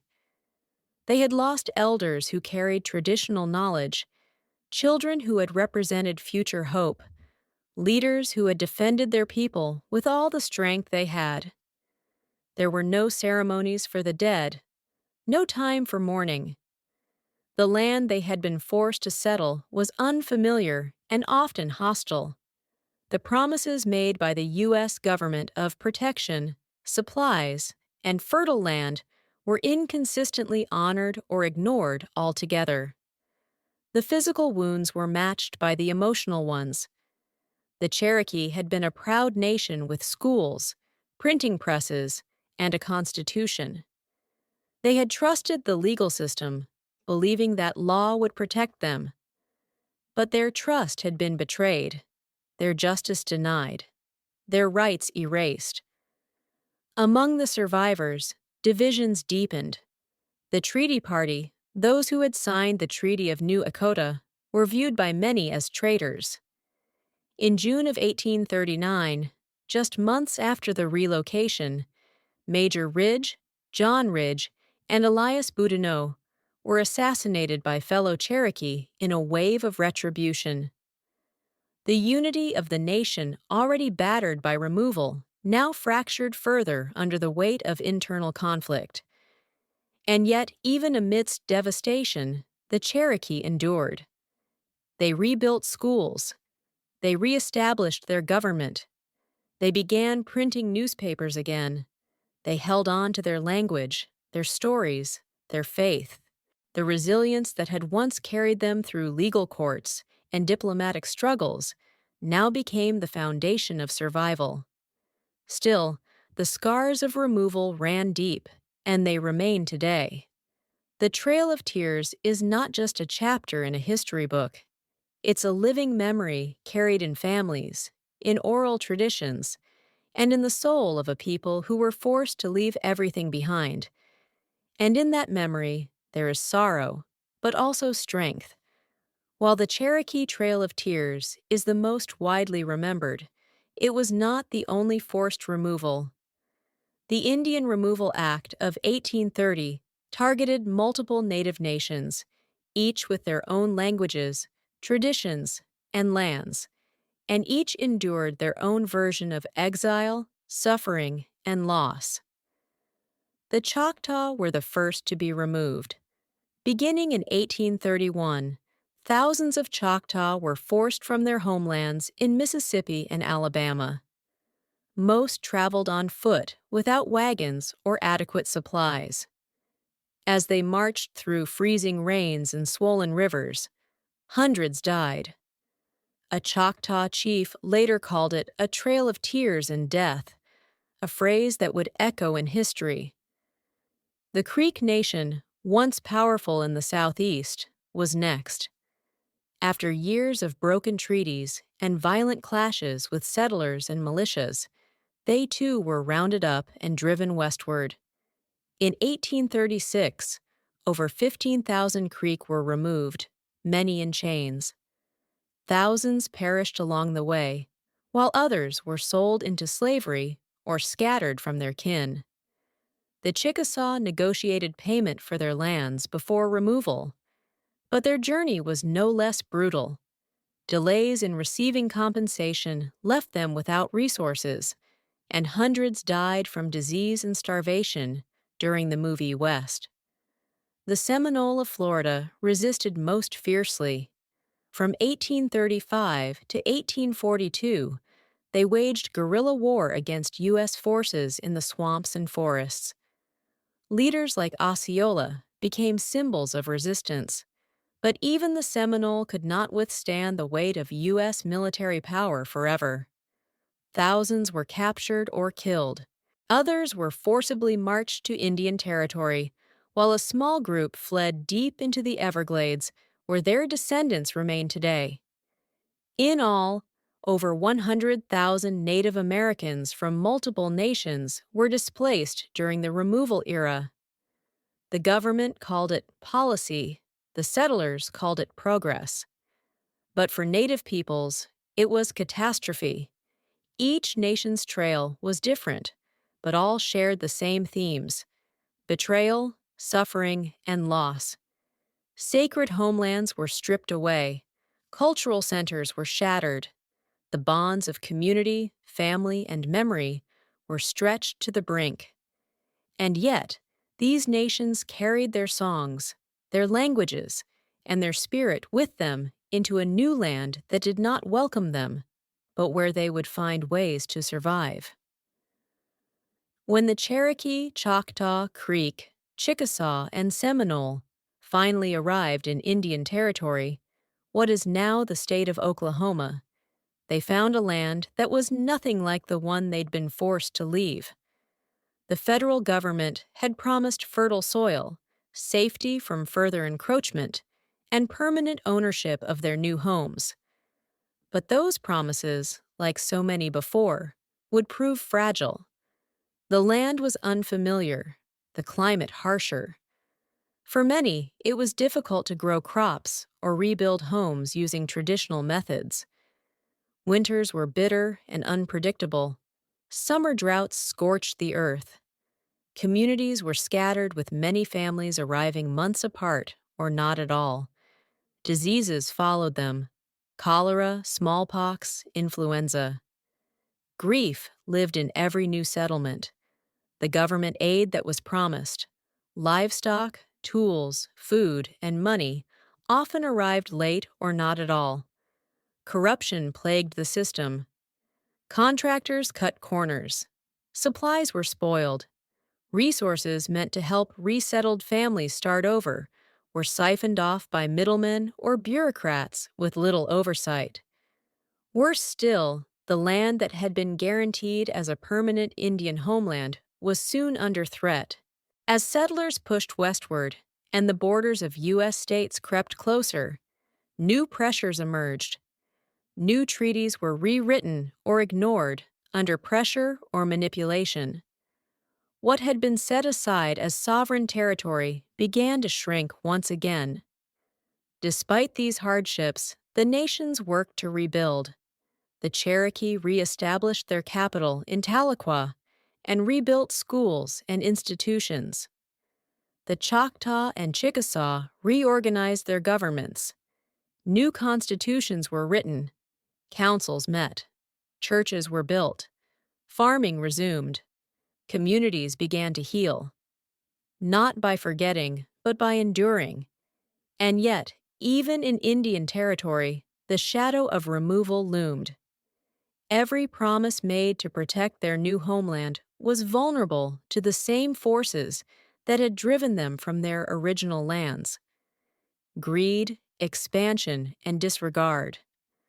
The land that was promised became a temporary refuge in a nation still unwilling to see native people as permanent, rightful inhabitants. Though many believed they had finally found peace, history would soon prove otherwise. The story of the Trail of Tears didn't end in Indian territory. It simply turned the page to another long chapter in the struggle for survival, sovereignty, and respect. For decades after the forced removals, the Trail of Tears lived mostly in silence, spoken about in whispers, passed down through family stories, rarely acknowledged in textbooks or politics. It was a wound left open, a shared pain carried quietly by Native communities, too often ignored by the nation that had caused it. Yet the memory survived. In Cherokee homes, elders told the story of the march west, of the cold, of the hunger, of the lost. Songs were sung in mourning, ceremonies were held in remembrance. Oral history kept the names of those who walked and those who did not alive. The land remembered too. Old trails, shallow graves, and surviving documents marked the route like a scar across the heart of a continent. It was not just a trail of sorrow, it was a trail of survival. The resilience shown by Native nations after removal defied the expectations of those who had tried to erase them. In the decades that followed, the Cherokee, Choctaw, Creek, Chickasaw, and Seminole would not only rebuild, they would thrive. They formed new governments, ran schools, printed newspapers, and preserved languages and spiritual traditions. Against the odds, they endured. Still, the silence from outside their communities remained. Not until the late 20th century did wider America begin to reckon, even faintly, with the tragedy of the Trail of Tears. Activists and tribal leaders worked to reinsert the story into national memory. Memorials were erected. Commemorative trails were marked. School curriculums were slowly updated. The phrase Trail of Tears became a recognized term, not just among historians, but in the national consciousness. But acknowledgement is not the same as justice. The effects of removal are still felt. The disconnection from ancestral lands, the historical trauma, and the legacy of broken promises continue to shape the realities of Native communities today. Yet through every hardship, the strength of these nations endures. The same spirit that guided them through forests, across rivers, and into exile still lives on in language revival programs, cultural preservation efforts, and the stories told around fires and kitchen tables. The Trail of Tears is not just about what was lost, it's about what was carried forward: faith, memory, and the unyielding will to survive. Today, the Trail of Tears is remembered not only as a historical event, but as a living memory, a reminder of injustice, of resilience, and of the strength it takes to carry a people forward when the world turns against them. The route that once echoed with footsteps of grief now serves as a sacred path of remembrance. Across the United States, monuments, trails, and museums mark the journey. The Trail of Tears. National Historic Trail, designated by Congress in 1987, stretches over 5,000 miles across 9 states, tracing the paths taken by those who were forced to march westward.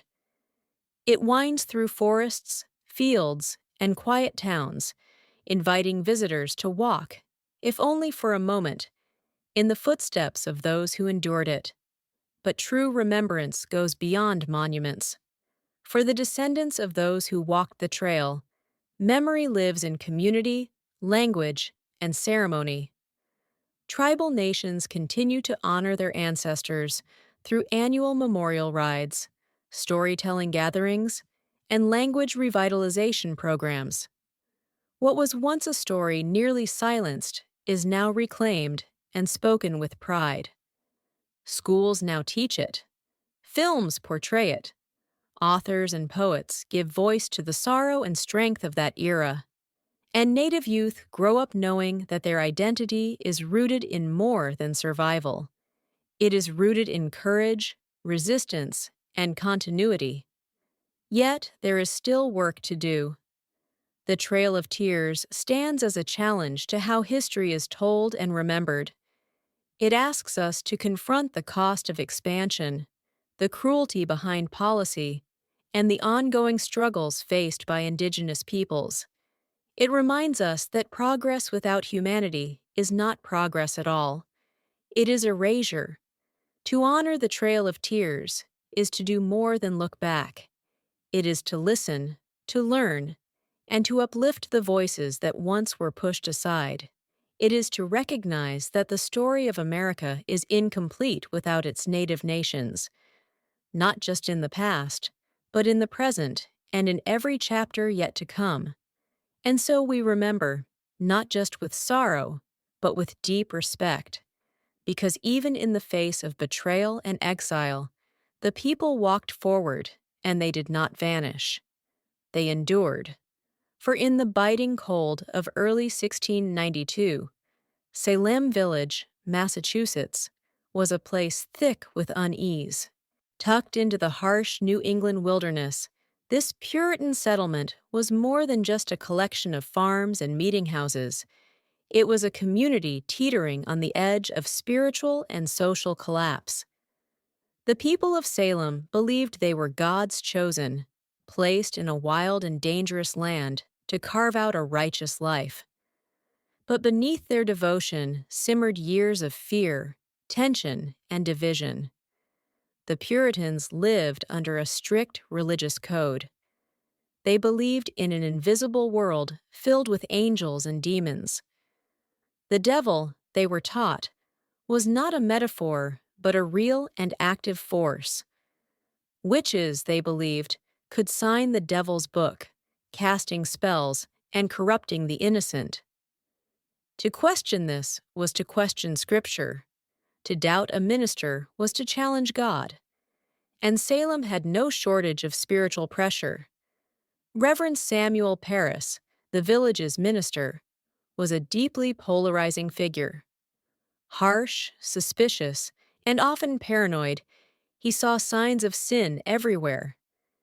His sermons thundered with warnings of damnation and the devil's work. He divided the congregation with his fire and brimstone preaching, creating deep rifts among neighbors and families. Beyond the pulpit, Salem faced economic and political strain. A long-running feud between Salem Village and the wealthier Salem town caused constant tension. Land disputes were common, and the boundaries between property, belief, and personal grievance were often blurred. Old resentments lingered just beneath the surface. To make matters worse, the surrounding wilderness was a source of terror. The memory of brutal Native American attacks during King Philip's War was still fresh. Crops had failed the year before. Smallpox had swept through the region. In the Puritan mind, these disasters were not chance. They were punishment for hidden sins. It was in this atmosphere of religious anxiety, political rivalry, and survivalist dread that a group of young girls would begin to act strangely. Their sudden fits, wild accusations, and cries of witchcraft would not be dismissed as childish games. Not here, not in Salem, because in Salem the devil was real. And in 1692, the villagers believed he had come to visit. It began, as many tragedies do, with children.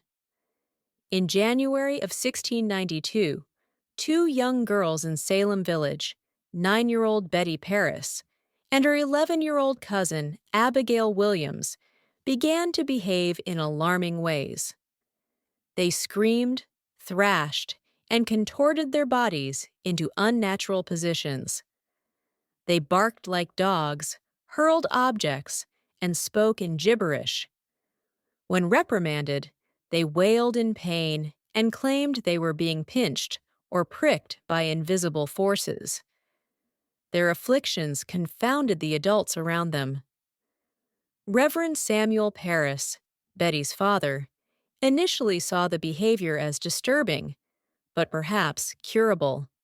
A local doctor, William Griggs, examined the girls and gave a chilling diagnosis. They were under an evil hand. In a deeply religious and superstitious community like Salem, that meant only one thing: witchcraft. Soon, other girls began to display the same symptoms. Anne Putnam Jr., Mercy Lewis, Mary Walcott, and Elizabeth Hubbard joined the afflicted circle. Their fits escalated, drawing the attention of the entire village. These girls were not from the fringes of society. They were daughters of prominent families, respected members of the Puritan order. That gave their words weight. When pressed to name the cause of their suffering, the girls did something that would change the fate of the entire colony. They pointed fingers. The first to be accused was Tituba, an enslaved woman of Caribbean origin in the Paris household. She was a convenient target, foreign, non-white, and associated with stories and rituals that seemed exotic and suspect to Puritan eyes. Alongside her, the girls named two other local women, Sarah Good, a poor and often homeless beggar, and Sarah Osborne, who had scandalized the community by refusing to attend church and marrying her servant. Three women, each vulnerable in different ways, were suddenly the focus of an entire town's suspicion. They were arrested and jailed. For the villagers, this was a spiritual emergency. If witches walked among them, they had to be identified and purged. What had begun as an unexplained illness in a single household now spiraled into full-blown panic. And as the accusations spread, no one, not neighbors, not friends, not even family, would be safe from suspicion. Salem had opened the door to fear, and it would not be easily closed. In the early months of 1692, as more villagers fell into hysterics and more names were whispered in fear, Salem's courts began relying on a kind of evidence never before used in any English-speaking legal system: spectral evidence. It would become the most controversial and damning tool of the trials, and the most dangerous. Spectral evidence was based on the belief that a witch could send her spirit or specter to torment victims from afar. The afflicted girls would scream in court, claiming to see the accused person's ghost pinching, choking, or corrupting them, while the accused stood silently in front of them, often in disbelief. To the Puritan mind, this wasn't imagination or performance. It was considered valid proof of a pact with the devil. When the accused denied their guilt, they were accused of lying, and when they stayed silent, that too was seen as an admission of guilt. Those who confessed, however, were often spared execution, especially if they named other witches. This perverse incentive caused a wave of coerced confessions. Tituba, the enslaved woman accused first, confessed under pressure. She claimed that a tall man from Boston, clearly meant to suggest the devil, had visited her and promised her freedom if she served him. She described strange creatures, flying spirits, and even said she had seen a witch's book filled with signatures, implying that others in the village had also made deals with Satan. Her testimony was graphic, theatrical, and terrifying.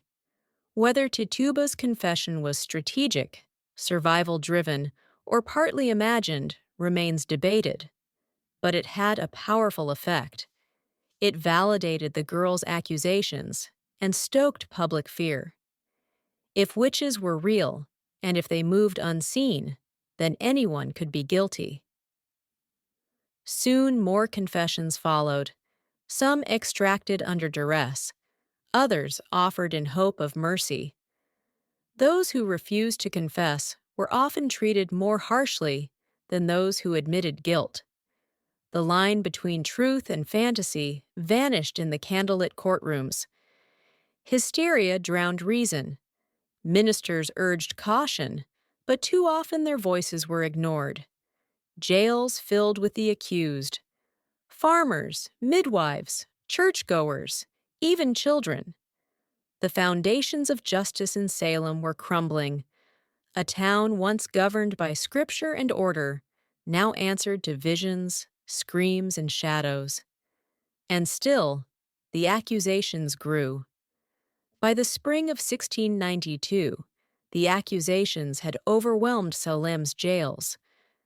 What began as a local disturbance had spread into a full-blown judicial crisis with more than 100 people imprisoned and the colony struggling to process the chaos.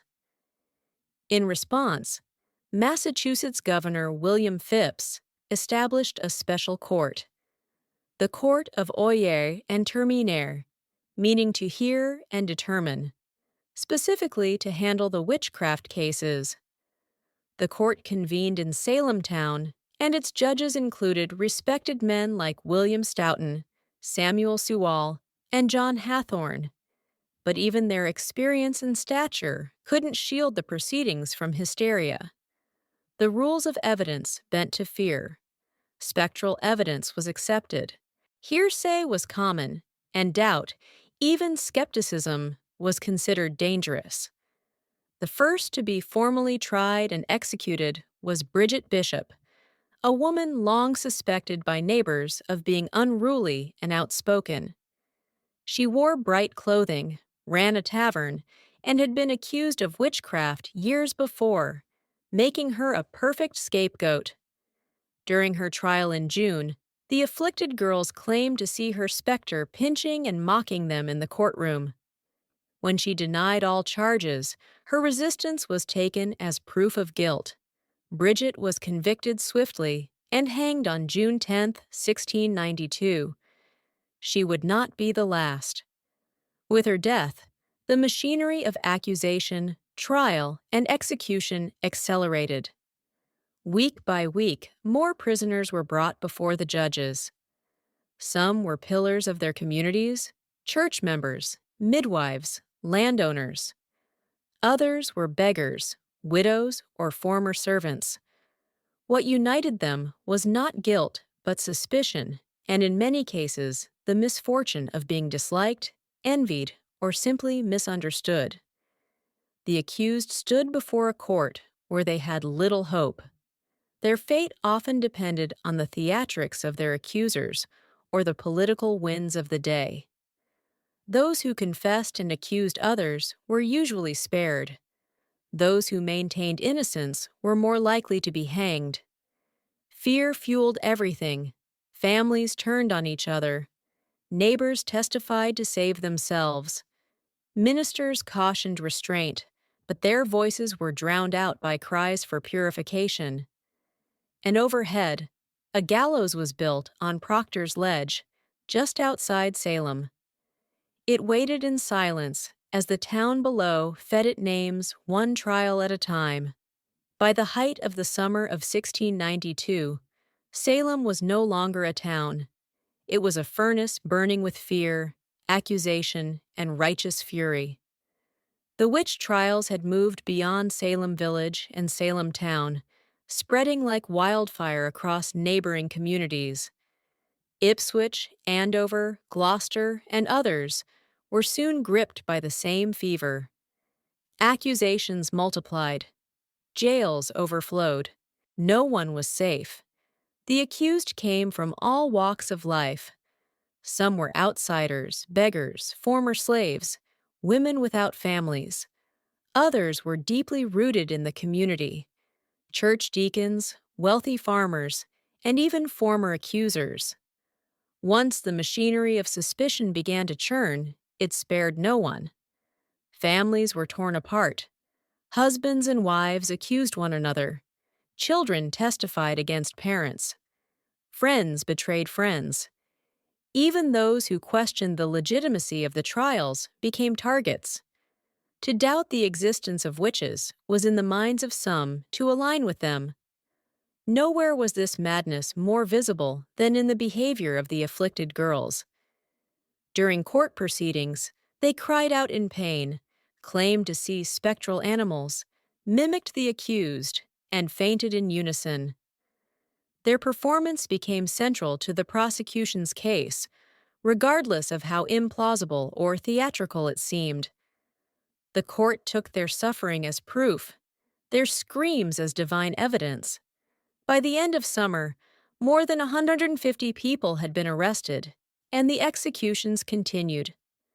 Sarah Good, a homeless woman, was hanged in July after refusing to confess. Her defiance was seen not as strength, but as rebellion against God. Rebecca Nurse, a respected grandmother and member of the Salem Church, was executed despite widespread protest. Her conviction sent a chilling message. Even the most pious were not beyond suspicion. And yet the accusations did not slow. Children as young as 5 were jailed. A minister's wife was accused. Entire families were locked in cells. The colony had lost its grip on reason, consumed by the very evil it sought to destroy.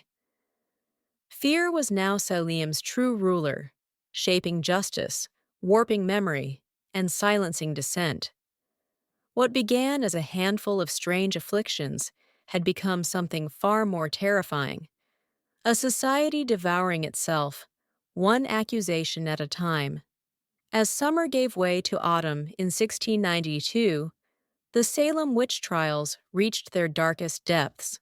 The gallows on Proctor's Ledge became a grim fixture on the horizon, a place of ritual execution where cries for mercy were swallowed by the silence of final judgment. The executions were public, meant to serve as warnings. Entire communities gathered to watch. Some came in solemn fear. Others disturbingly treated them as spectacles. One by one, the convicted were led to the scaffold, bound and praying until the trapdoors dropped and another life ended in the name of righteousness.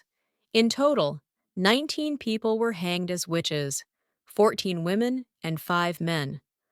All maintained their innocence. Many died with prayers on their lips or psalms recited through trembling voices. None of them received proper burials.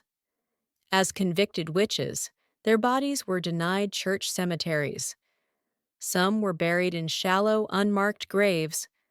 Others were reclaimed secretly by family under cover of night. But the most gruesome death was not on the gallows. Giles Corey, an 81-year-old farmer and the husband of accused witch Martha Corey, refused to enter a plea at his trial. By refusing to speak, he hoped to prevent his land from being seized by the state. In response, authorities ordered pressing, a brutal and rare form of punishment. Giles was stripped, laid on the ground, and slowly crushed beneath heavy stones. For 2 days, he endured the torture in silence. His last words, according to legend, were chillingly defiant. more weight.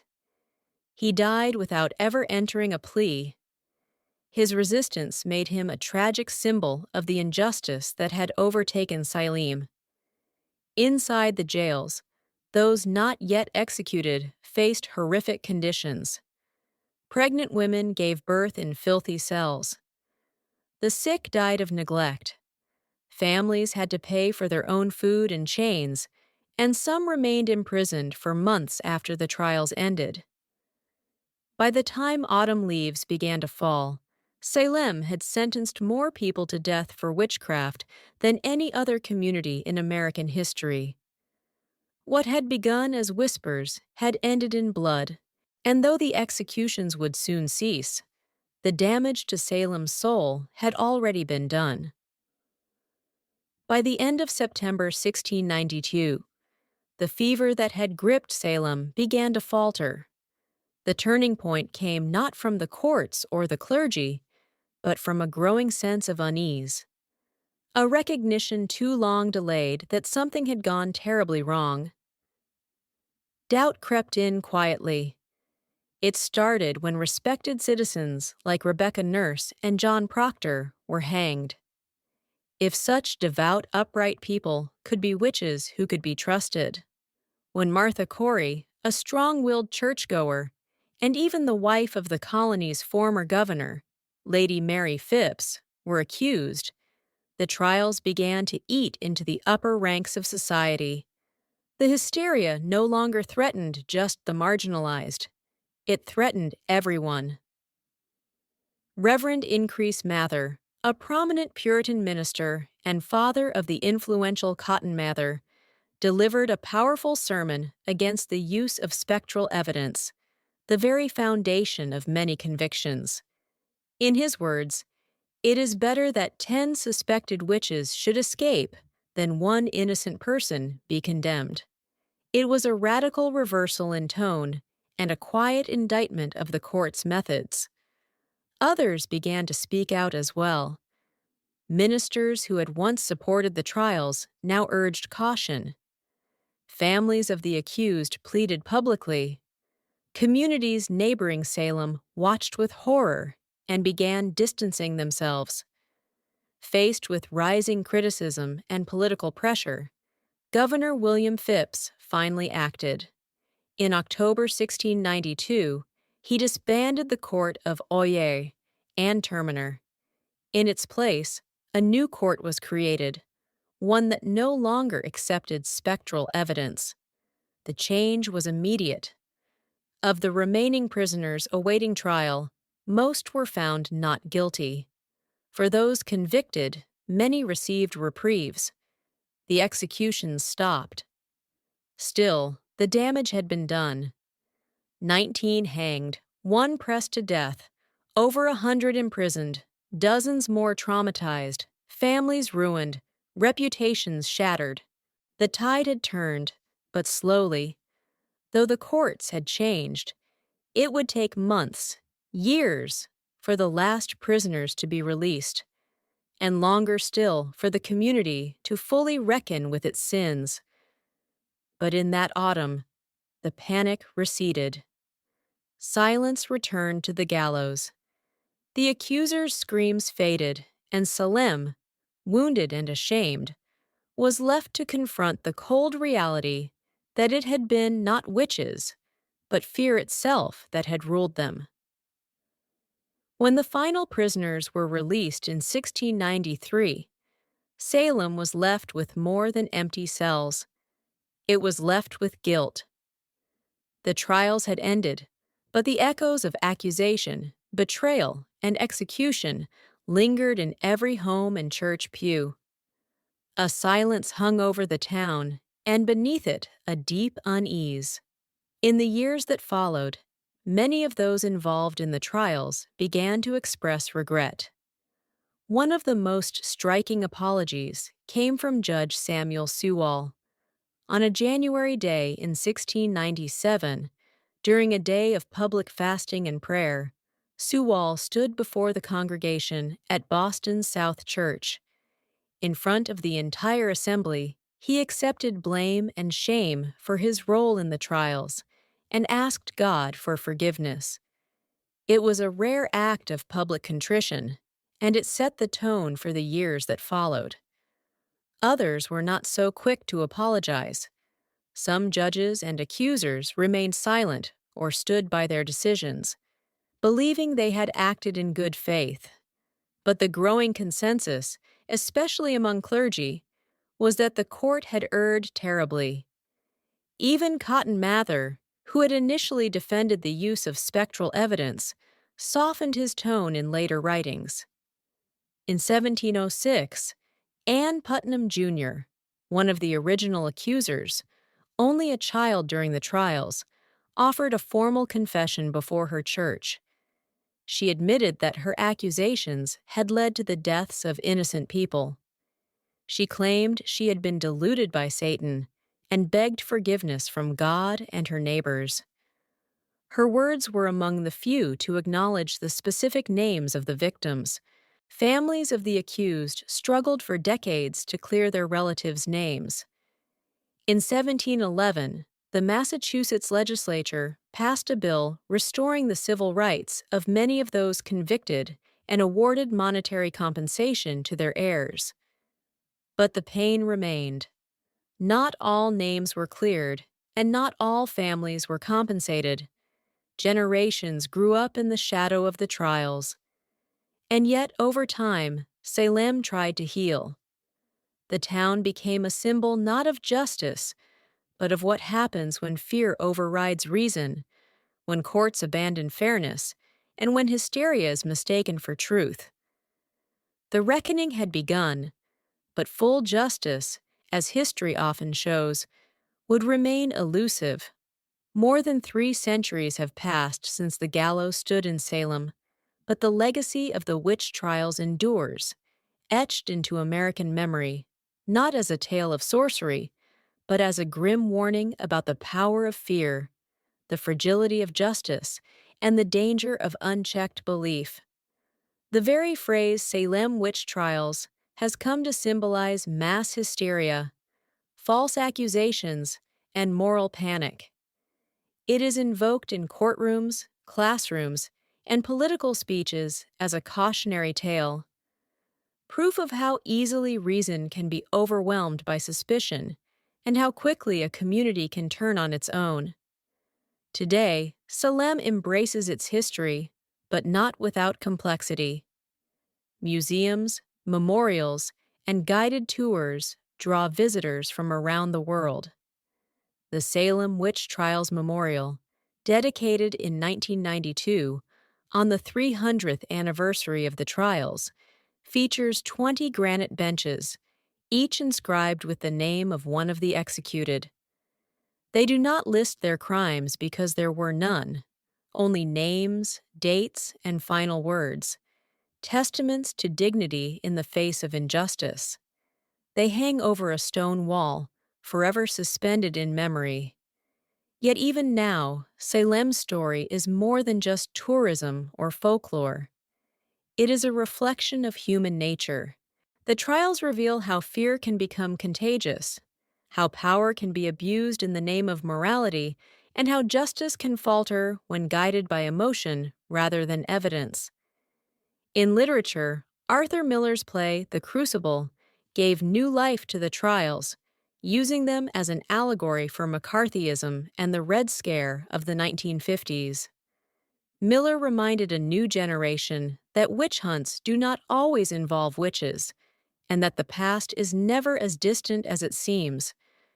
The descendants of the accused and the accusers still live in Massachusetts and across the United States. Some bear the burden of ancestral shame. Others carry the pride of resilience and survival. In 2001, more than 3 centuries after the hangings, the state of Massachusetts formally exonerated the last 5 victims, completing the legal clearing of all accused. The Salem witch trials were brief, just over a year in length, but their lessons have proven eternal. They remind us that truth must be defended even when fear shouts louder, and that the gravest injustices can occur not in moments of darkness, but under the full light of day,